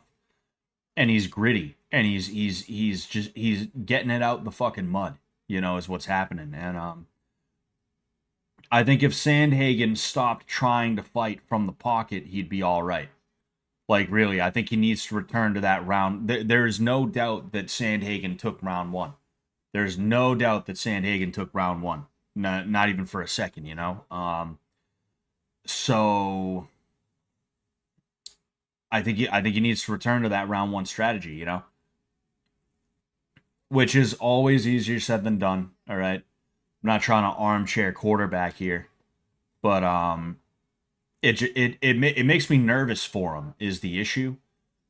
It makes me nervous for him. I mean, look at that. Look at how easy.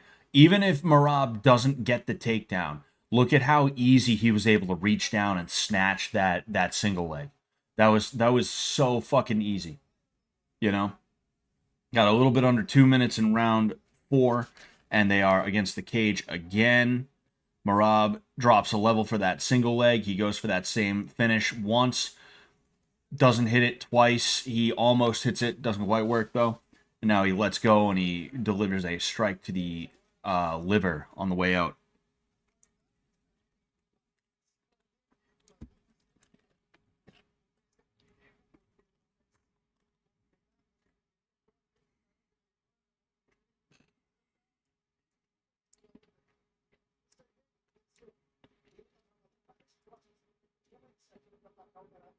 Just kind of looking at each other right now. Some pawing jabs being exchanged. Ooh, that was a nice counter from Sandhagen. But that's kind of what I'm talking about Merab, is that like he's willing to take those punches. He's got to be willing to take those shots to move in. Ooh, that was a nice. If Merab gets hit with that, ooh, that was a nice uppercut too.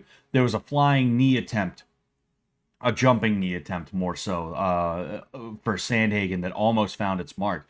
If he finds his mark with that, there's a good chance Merab is going home, fucking in a stretcher, And then there was a nice counter right hand as well.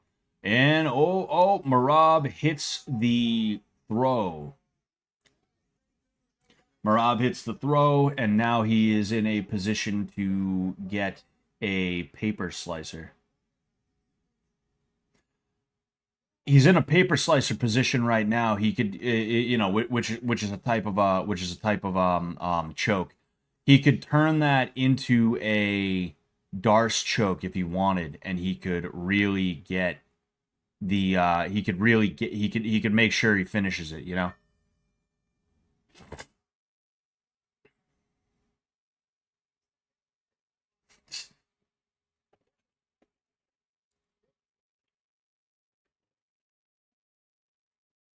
So again.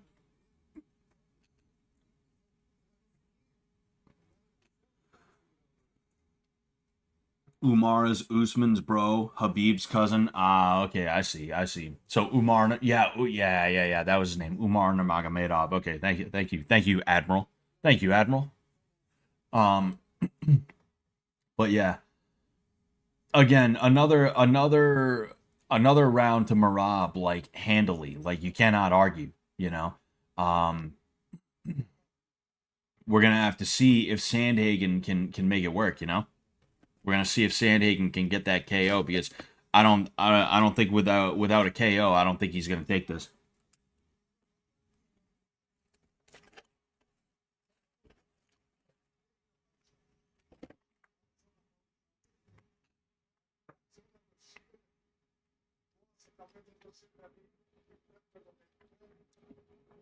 All right, here we are, beginning of round 5.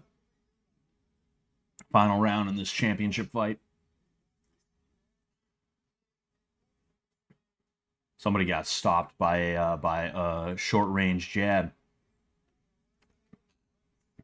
You got to give it to Merab. He could coast, but he's walking forward, and I appreciate that. There's another. Again, he drops a level. Ooh, that was a nice mat return from Merab. He hit the sweep on him, and it was kind of a ballistic sweep there. What was I gonna say? Yeah, I mean, you gotta give it to Merab. He could coast this fight, this round, but he was walking forward right out the gate. I appreciate that. You know, um, I also appreciate that it wasn't like if you watch Gleison Tibau versus Habib Nurmagomedov, you'll see Habib like he is forced to throw hands and he does throw hands, but like you can tell it's reluctant. You see Merab right now is like, nah, all right, that's fine. We'll stand. Ooh, nice cross right up the middle from Merab. Ooh, that is a nice jab cross followed by a mat return.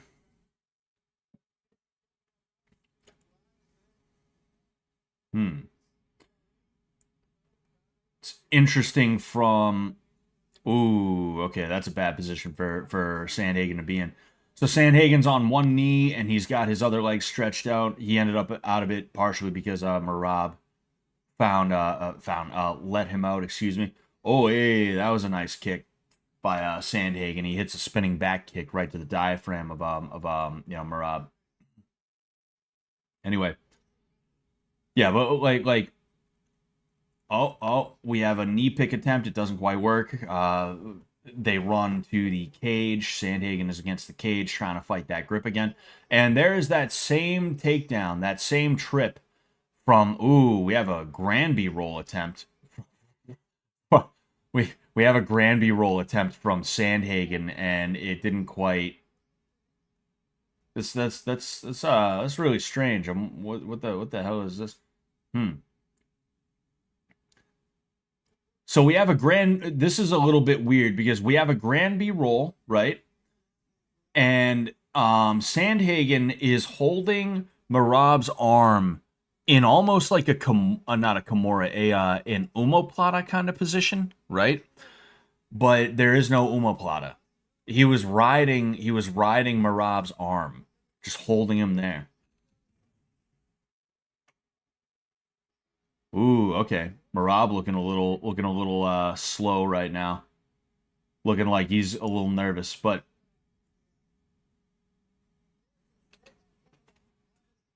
Sandhagen goes for a liver shot, doesn't quite land. It gets deflected by Merab's arm. Jab cross from Sandhagen. There's another attempt at a liver shot, but Merab is in. Ooh, he's cradling. He almost has a cradle. He practically has a cradle there, but yeah, Merab was in on a shot as Sandhagen was trying to go for that other whatever it's called, that other liver shot there. I was gonna say Merab's got to be careful because he's in a bit of a weird position there, but he's passing the guard right now. Merab throwing at his kidney, not exactly legal. Not exactly allowed to do that one here, but we'll leave it for the ref to let him know.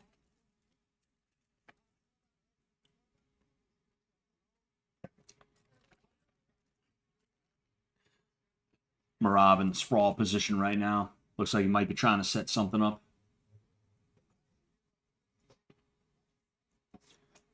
You know what I want to see? I want to see a Peruvian necktie. You don't see those in MMA. You don't see him in grappling.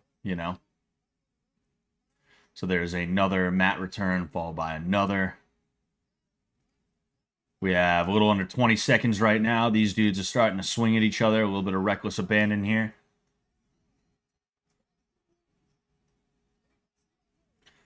Merab actually being walked back to the cage. I was kind of hoping they'd throw at each other like motherfuckers, but they're not. Yeah, so I think I think it goes without saying that was a Merab victory. That was a pretty good fight. I was entertained by that. You know, um,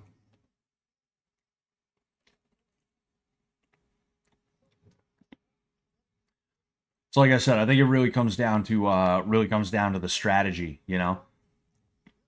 Like if Sandhagen stayed the Sandhagen from round one, he would have been fine. And it's tough to do that sometimes, like you get tired, priorities change, game plans change, you have to make adjustments and stuff like that. And I think Merab made a very good adjustment in round two. He didn't try to force the wrestling. He only started wrestling when he knew, like, okay, now's the time to, you know, bang. That was that cross and then that kick that I really liked. But yeah, if you're watching right now, please leave a like as well. By the way, I'm trying to get a little bit better at being able to. I'm trying to get a little bit better at reminding people to like and shit like that.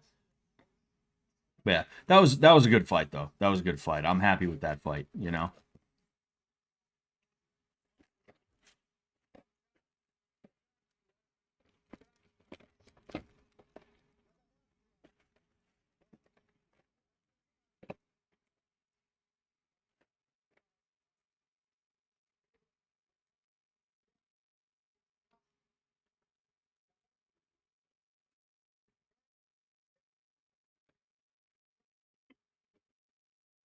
So I'm just trying to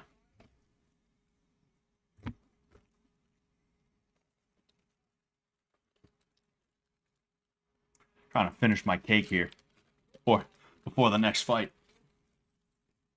Please excuse me.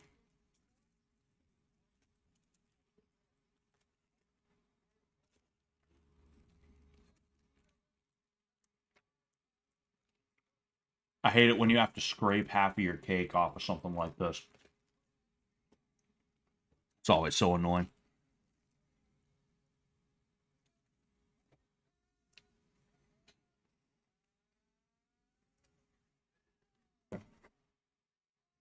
Yep, pretty much what we expected.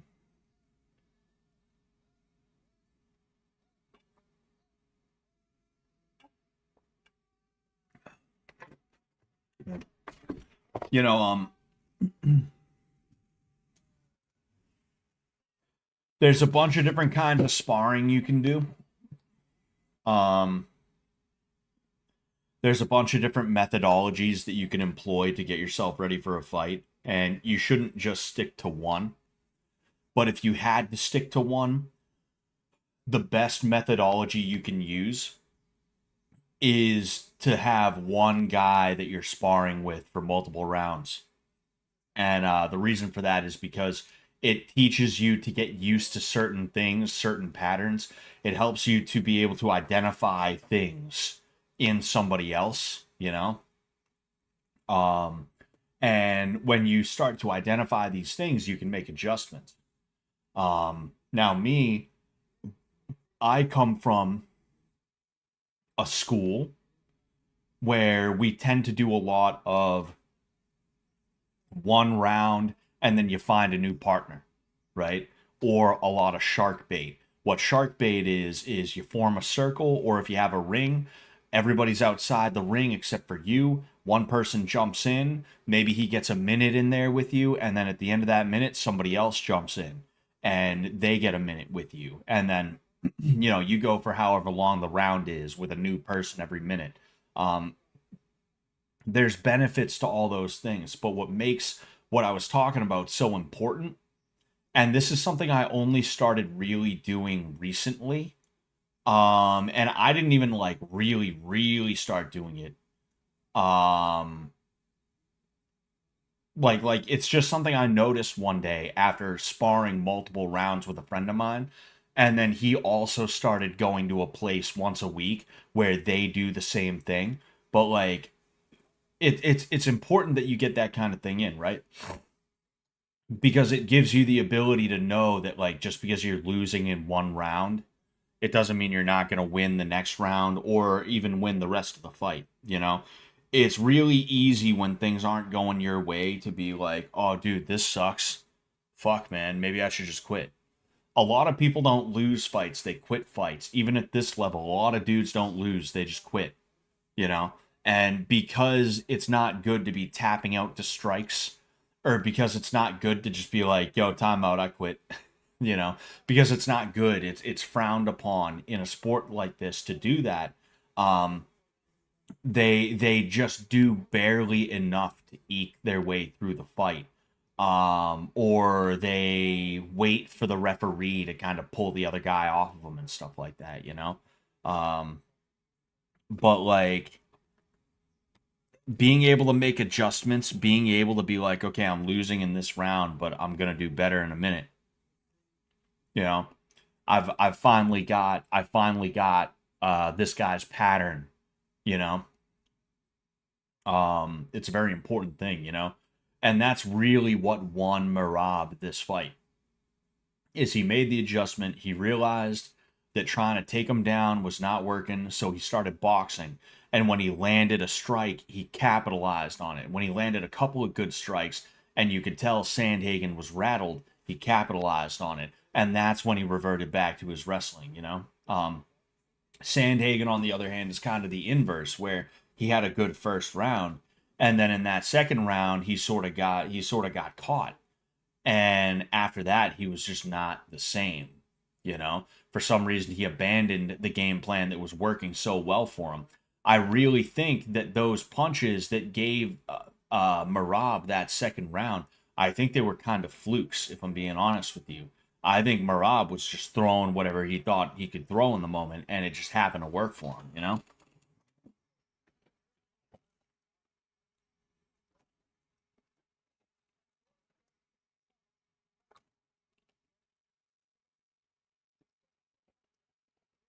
Yeah.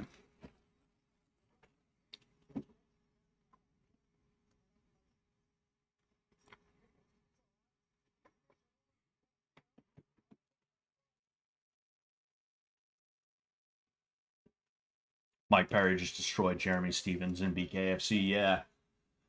Yeah, I'm not surprised. You know, Mike Perry is a guy who's going to define. He already has defined BKFC. You know, um,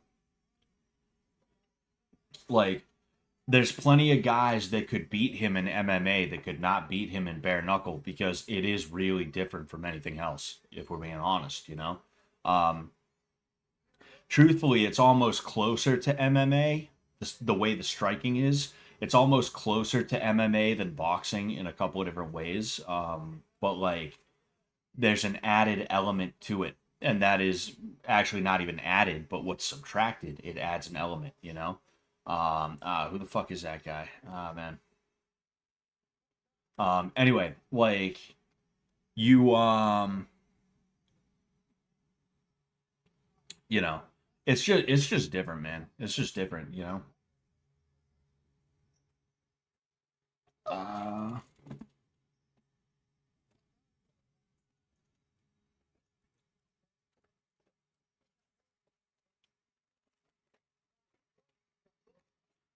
gotta finish scraping my cake.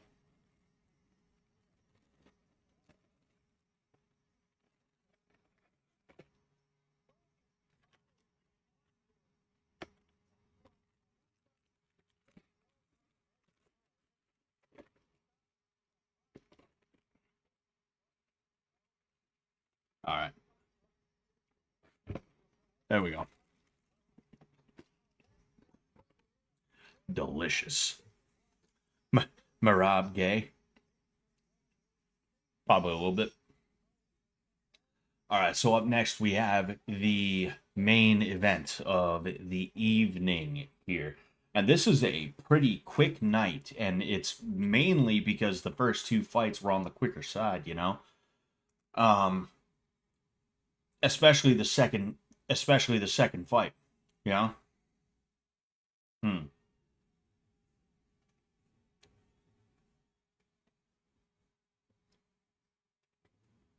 I'm curious what this is supposed to be hyping up. Is it gonna be like McGregor Diaz 3?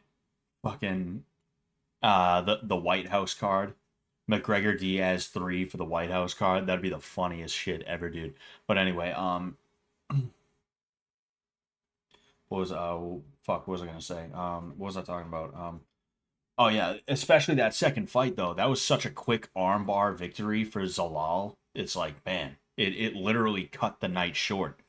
This stream will probably be 3 to 3.5 hours long instead of 4 to 5 hours long. That is crazy to think about.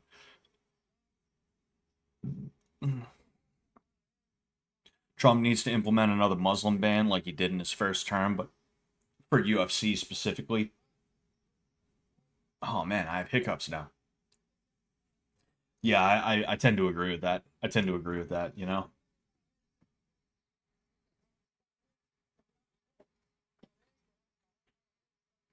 Oh, excuse me.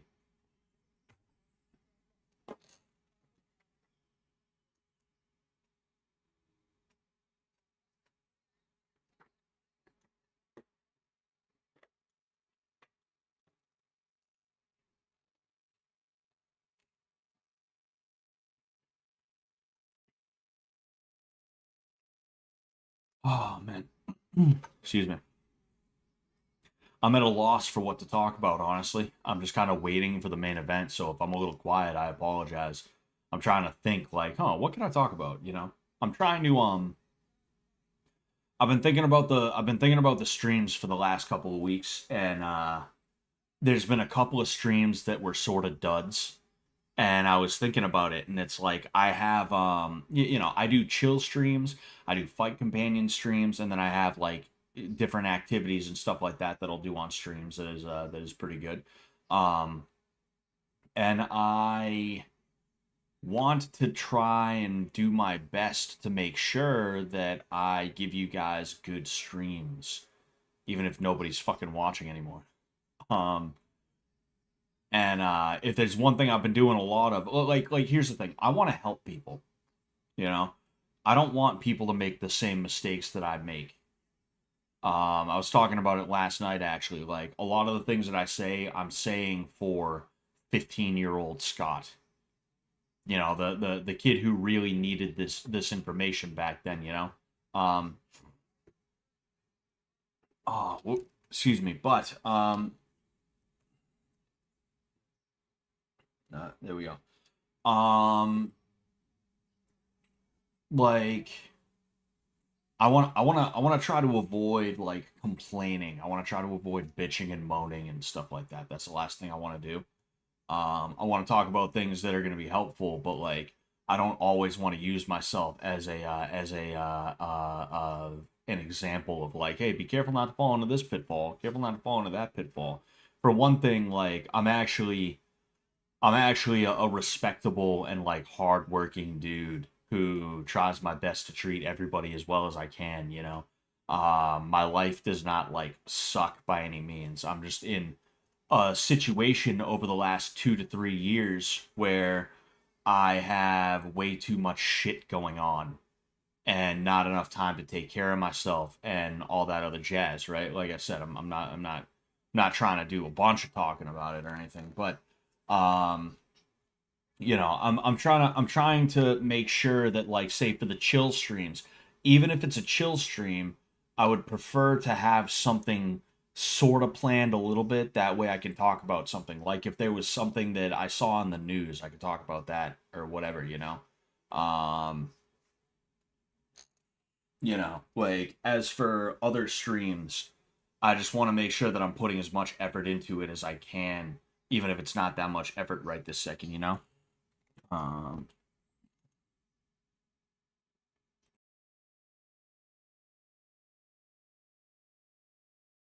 okay. Um, Merab might not always get the finish, but his fights are dynamic. Yeah, I can agree there. I can agree there, you know? Like if there's one thing you can say, it's when his wrestling doesn't work, he's not sitting there just continuously trying to make his wrestling work. That's not what he's doing, you know? Hold on one sec.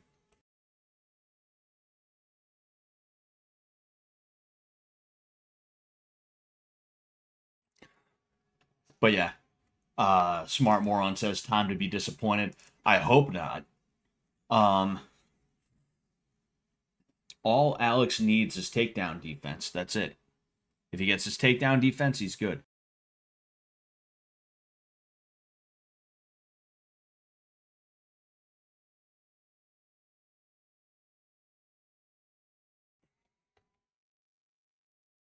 Mm, yep, there we go. But yeah, if Alex just works his takedown defense and if he works his wall wrestling, if he did that, I mean, he will be like a okay. He will be perfectly fine. There is there is no doubt, you know. Um, but if you didn't, then oh well, what you gonna do? I don't think like look, Ankalaev did good the first few rounds of the last fight, and I chalk that up to the fact that Alex was probably hyper aware of the takedown that was definitely going to come at some point. And because of that, Ankalaev was able to capitalize on it. That's something about takedowns and stuff like that, or wrestlers. That's why if they develop a nice overhand, they can have some success knocking dudes the fuck out. Because people are so nervous about the prospect of being taken down that they'll drop their hands for anything. So you see a dude, he changes levels, but instead of an actual takedown, he throws an overhand right over the top, and that's the kind of thing that happens. So I think that's probably why Ankalaev had a good round or two, where he was actually he was actually getting the best of Pereira on his feet. But when Pereira settled in, excuse me, you started to see Pereira was pulling ahead in the striking, and that's when Ankalaev started holding him against the cage. Uh, I explained this to make the point that I don't think Ankalaev, regardless of how hard he works on his striking, is going to be able to match Pereira. Yeah, I just don't think it's going to happen.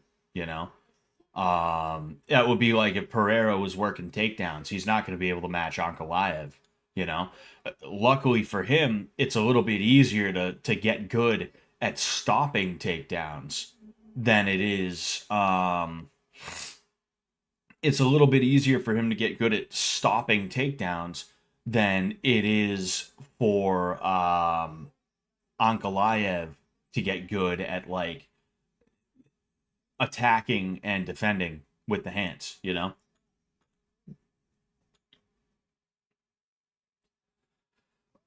All right, here we have Pereira out there ready to go. Wow. Wow, that is some loud and unmistakable booing. That is like sometimes people are like, "Yo," like sometimes the crowd boos and you're like, "Yo, is the crowd booing? Why is the crowd booing him? What's going on here? What is the deal with this?" No, that was some extremely loud and clear booing, as if there was not a single person in the T-Mobile Arena that was not like, "Boo." That is crazy.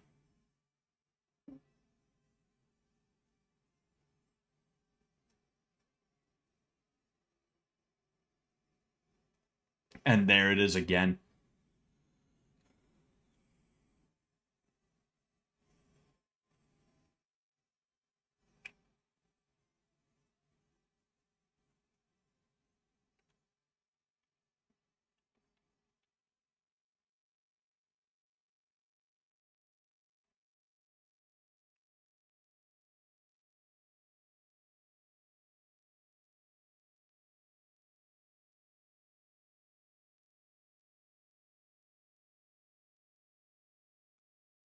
There was a dude on BKFC fighting with an ankle monitor tonight.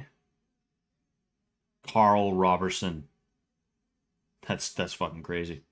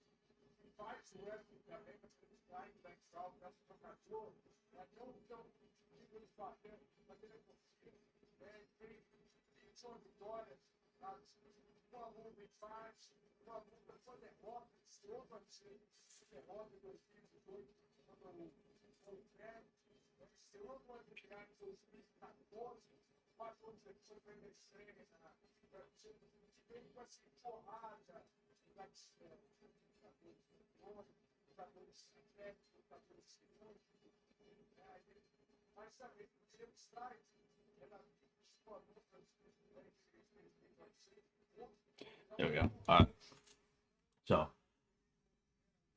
what like, what is with Muslims and the beard with no mustache? And that's a genuine question. Like, why do they do that? That dude behind him looks like a fucking like that dude looks like a Turkic statue, like an Anatolian statue from fucking Hattusha from the Hittite kingdom. That that's funny, but yeah, it's like it, there's gotta be a religious reason for that, almost like the Shylocks on a the Hasidic Jews, you know. Oh man, oh man, man, oh man, oh man.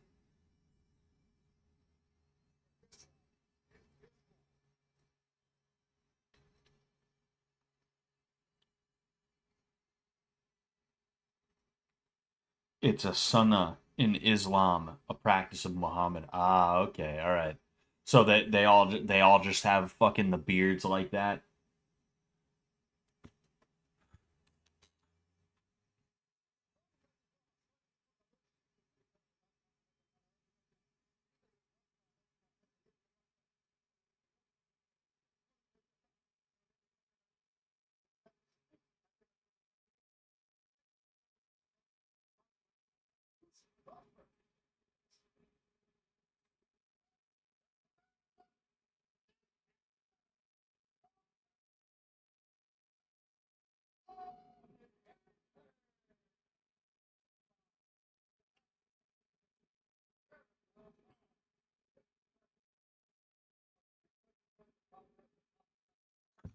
All right, so here we are, the moment of truth.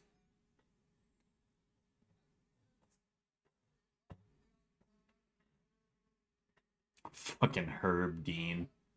Oh boy, somebody's going home in a coffin tonight.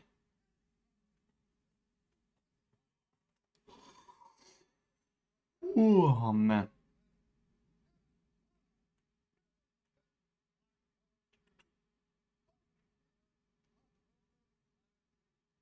this this dude this dude behind Ankalaev is talking to him like this, blah blah blah blah blah, as if anyone in fucking Pereira's corner is gonna understand what I would assume is the Dagestani dialect of like Russian, if they even speak Russian.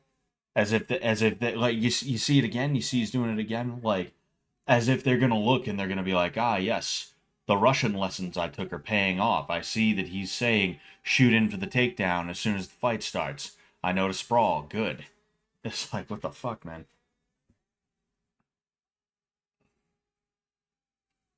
You're gay.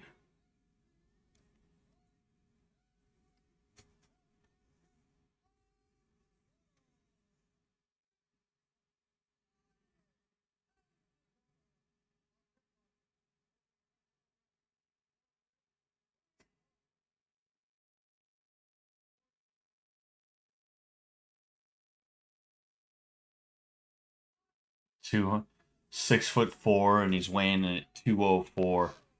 That's crazy to think about because I'm 6 feet even and I'm like probably 265 to 270 right now. And I mean I'm fat, but like Sam is like 6'4" and he's about 260, 270. I would guess, you know.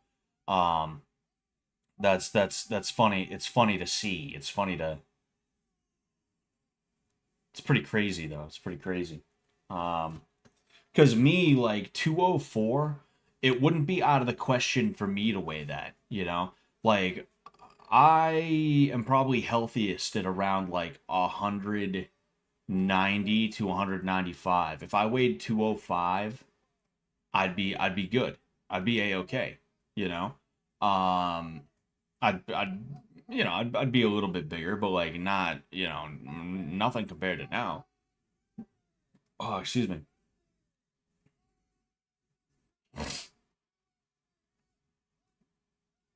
Bruce Buffer has the easiest job in the world. Yeah, I mean, you got to give it to him though. Has he ever fucked up? Has he ever fucked up one time? And I would say the ring girls have an easier time, honestly. But like, has Bruce Buffer fucked up even a single time? Because like, if he does, it would be really noticeable and really embarrassing. It's like you remember when I think it was like Anthony Anderson or something like that. He fucked up the announcement for who won like an Emmy or something like that, or maybe it was an Oscar or whatever. And he had to come back up on stage and be like, "Hey y'all, I'm sorry y'all, my bad. It was actually this one."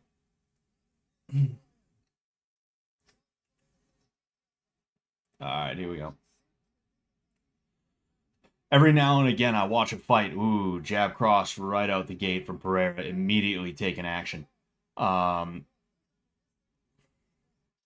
ooh, cross, jab. Ankalaev throwing multiple teeps, almost that's something you do when you're new and you hit a teep once and you're like, oh, good, it worked. Maybe if I keep throwing it, it'll keep working, you know. But yeah, Pereira right out the gate trying to take it to him, you know. Throwing with some malice too, mind you, you know.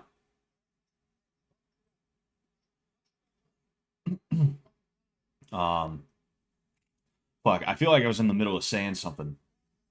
Um,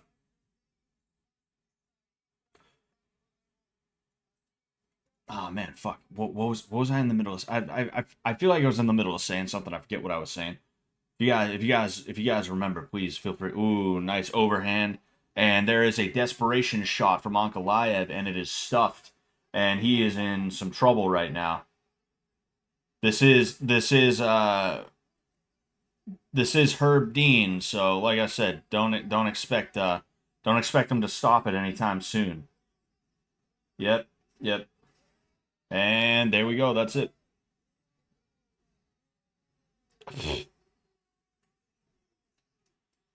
Anyway, yeah, you see, it's what Pereira just did was like, I'm trying to find a way to explain it, right? Like, it was almost like, um, I know what I want to say. I don't know how to explain it. He went out there and he took the fight to him right away, and he didn't allow Ankalaev to set. In order to shoot in for a takedown, you can't have your weight on the back leg. And the entire fight, Ankalaev spent it on his back leg.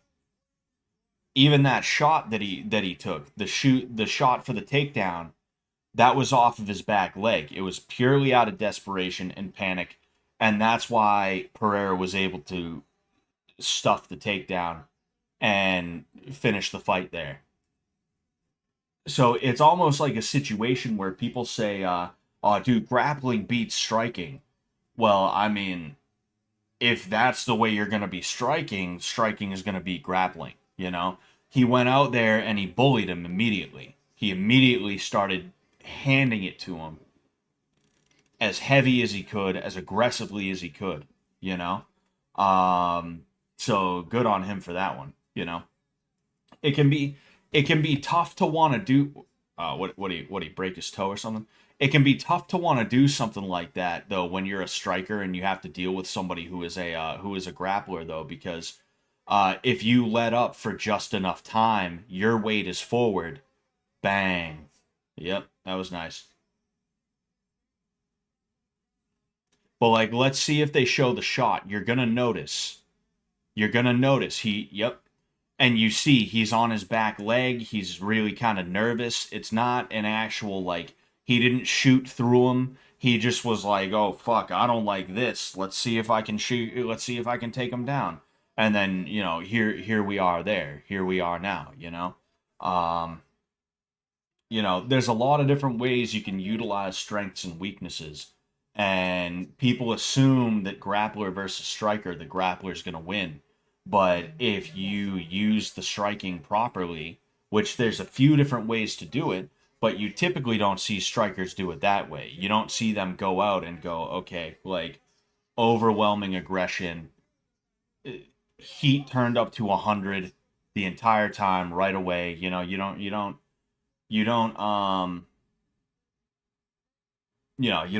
tend to see that kind of thing, you know? Yeah, he definitely broke his foot. He definitely broke his foot. Ankalaev was checking those calf kicks. He probably threw the toe. Dude, my leg is fucked up. I actually, now that I think of it, I gotta ice my leg. I've been picking it up a little bit more in sparring in preparation for that thing that I'm gonna be doing at the end of this month. And dudes are checking kicks like assholes where I train at. Instead of just checking the kick like normal, they're leaning into the check. So because of that, it's hurting a lot more when I go shin to shin. You know. So I gotta ice my shin here. Try and get the rest of the swelling and the pain down. It's pretty good though. Dagestan L. Dagestan L. Dagestan L. Yep. Oh yeah. Oh man.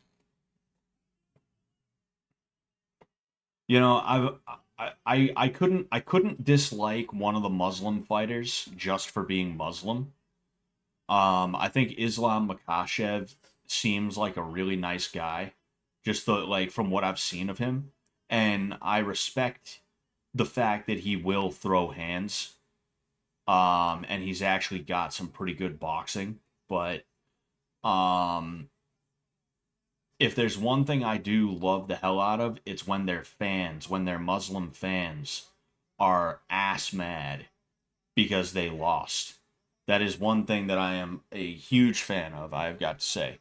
Really, really big fan of that. I don't like when Muslims get big heads because some fucking guy from a country that actually values sporting is good at something and he just happens to be a Muslim, you know? Fucking yeah, it's Islam. It's submission to God under Islam. It's the veneration of Muhammad. Yeah, that's definitely what it is. That's what leads to Muslim success. That's why there's so many MMA stars from Dubai. That's why there's so many Pakistani boxing dudes that are like that good. Yeah, that's exactly what it is, you know? The close up of Yuri being emotional. Oh man.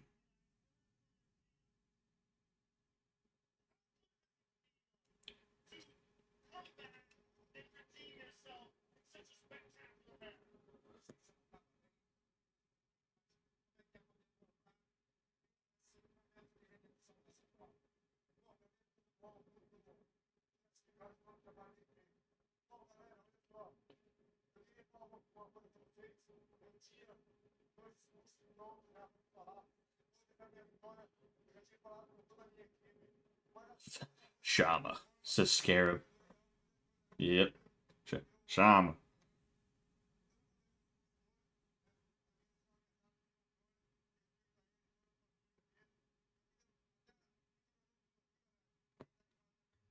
Jeez, he is talking a lot.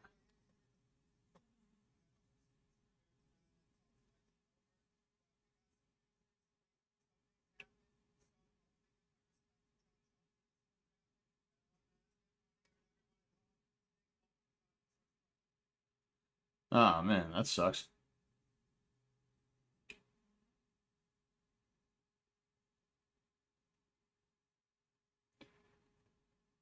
One of John Jones's brothers died. That's never good, you know. Hmm.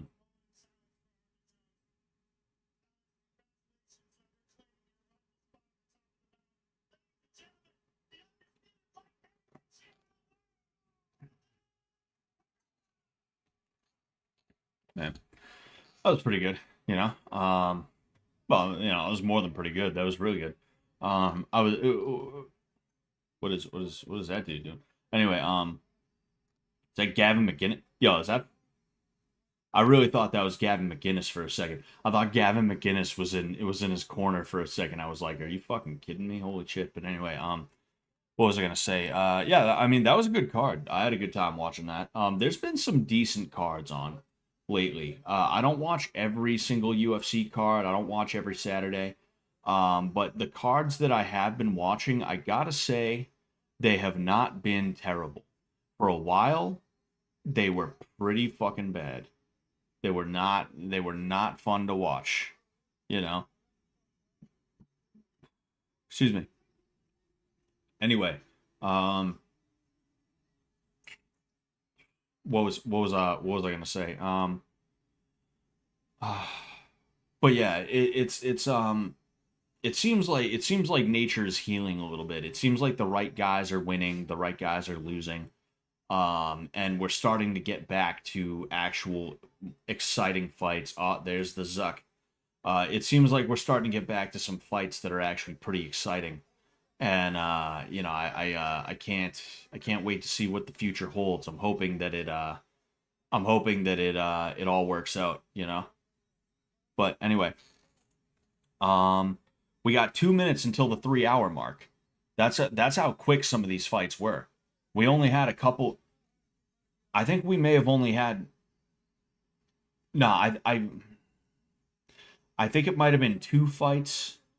I think it might have been two fights that went to decision. I'm pretty sure. I could be wrong, but I'm pretty sure. Anyway, um, but yeah, that was good. That was good. It was nice and quick because so many of the fights didn't really last that long. This is the second fight of the night that lasted under 5 minutes. Yeah, I've missed a lot, but the last three to four I've seen were pretty good. Oh yeah, for sure. Fucking for sure. Man. I just want to get back in there for at least one, and I want to make it a pro fight. It's just I got shit that I got to do, and if it doesn't happen, it doesn't happen. It's like whatever. But like I want it to happen. You know. I just want to be in the cage one last time. And I don't know, maybe take a boxing match too. Maybe I could do like one MMA, one boxing, because I do enjoy boxing, and we watched the Canelo Crawford card, the Triple C, the Canelo Crawford card. We watched that 2 or 3 weeks ago, and I had a good time. I had a good time. It was fun watching it, and I am glad that we did. It'd be fun to just do a boxing match once. Uh, Early stoppage. Was that early stoppage? No, I don't think it was early stoppage. I think Herb Dean gave Ankalaev plenty of time. He was not intelligently defending himself. And because of that, it was just like, well, there's no fight left. It's like what I was saying earlier. A lot of the time, dudes don't lose fights, they quit fights. And what that looks like in a lot of cases is maybe they get hit and they go down and they're not out yet necessarily, but they're not trying to fight like that. They're not trying to, they're like, they just shell up and they just kind of wait. They just wait for it to be over, is really what it is. And I think that is what happened. I think Ankalaev, he got hit with that overhand right. He shot in for that takedown. It got stuffed. I think he was just that demoralized after it happened that he was like, oh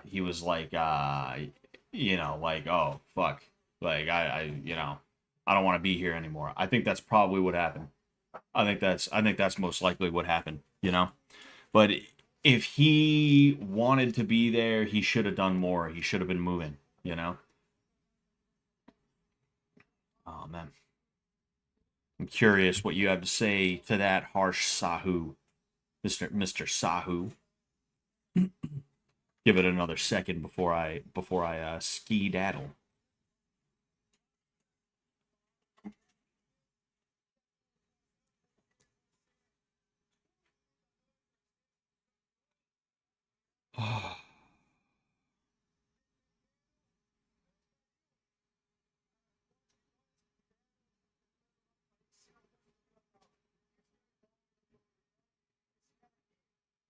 There we go. Anyway, I do think I'm gonna get out of here. Okay, it's kind of late right now. And what do you think of Islam versus JDM? I don't know. I don't know. I gotta be honest with you. I don't know that much about Jack Della Maddalena. I don't think I've ever seen him actually fight, if I'm being completely honest with you. I do know that he is a 170 pounder and Islam is a 155er. I would assume, I mean, he definitely cuts down, but it will make a difference. It will make a difference. I don't know who's going to win. I really don't care who's going to win. I just want to see a good fight, you know? I like Islam Makhachev, and like I said, I don't know anything about JDM, but I bet he's probably not bad to watch. Oh, excuse me. Have a great night, man. Hope you make it back into the cage. I'm sure I will at some point, you know? It's when you're not trying to make a career of it, you don't feel like you have to all the time, you know? And because of that, it becomes when you want to. And I want to. And once you make that decision, like, okay, I'm going to, I want to. Next is like, am I able to? You know? So we'll see about all that. But I am going to head out. Thank you all for showing up. I appreciate it. The next stream is going to be Wednesday night. It's going to be a chill stream, but I'm going to try and make sure that I have maybe some topics to talk about on that chill stream, and we can just hang out and stuff like that. Like I said, I gotta figure everything else out. I gotta figure everything out, you know, regarding like how I'm gonna structure my streams and stuff like that, you know. But thank you guys for tuning in. I apologize to Harsh Sahu. Sorry, man, that sucks. You know, I wish you could have got paid. I wish you could have got paid, but I will talk to you guys later. All right. Till next time. Peace out.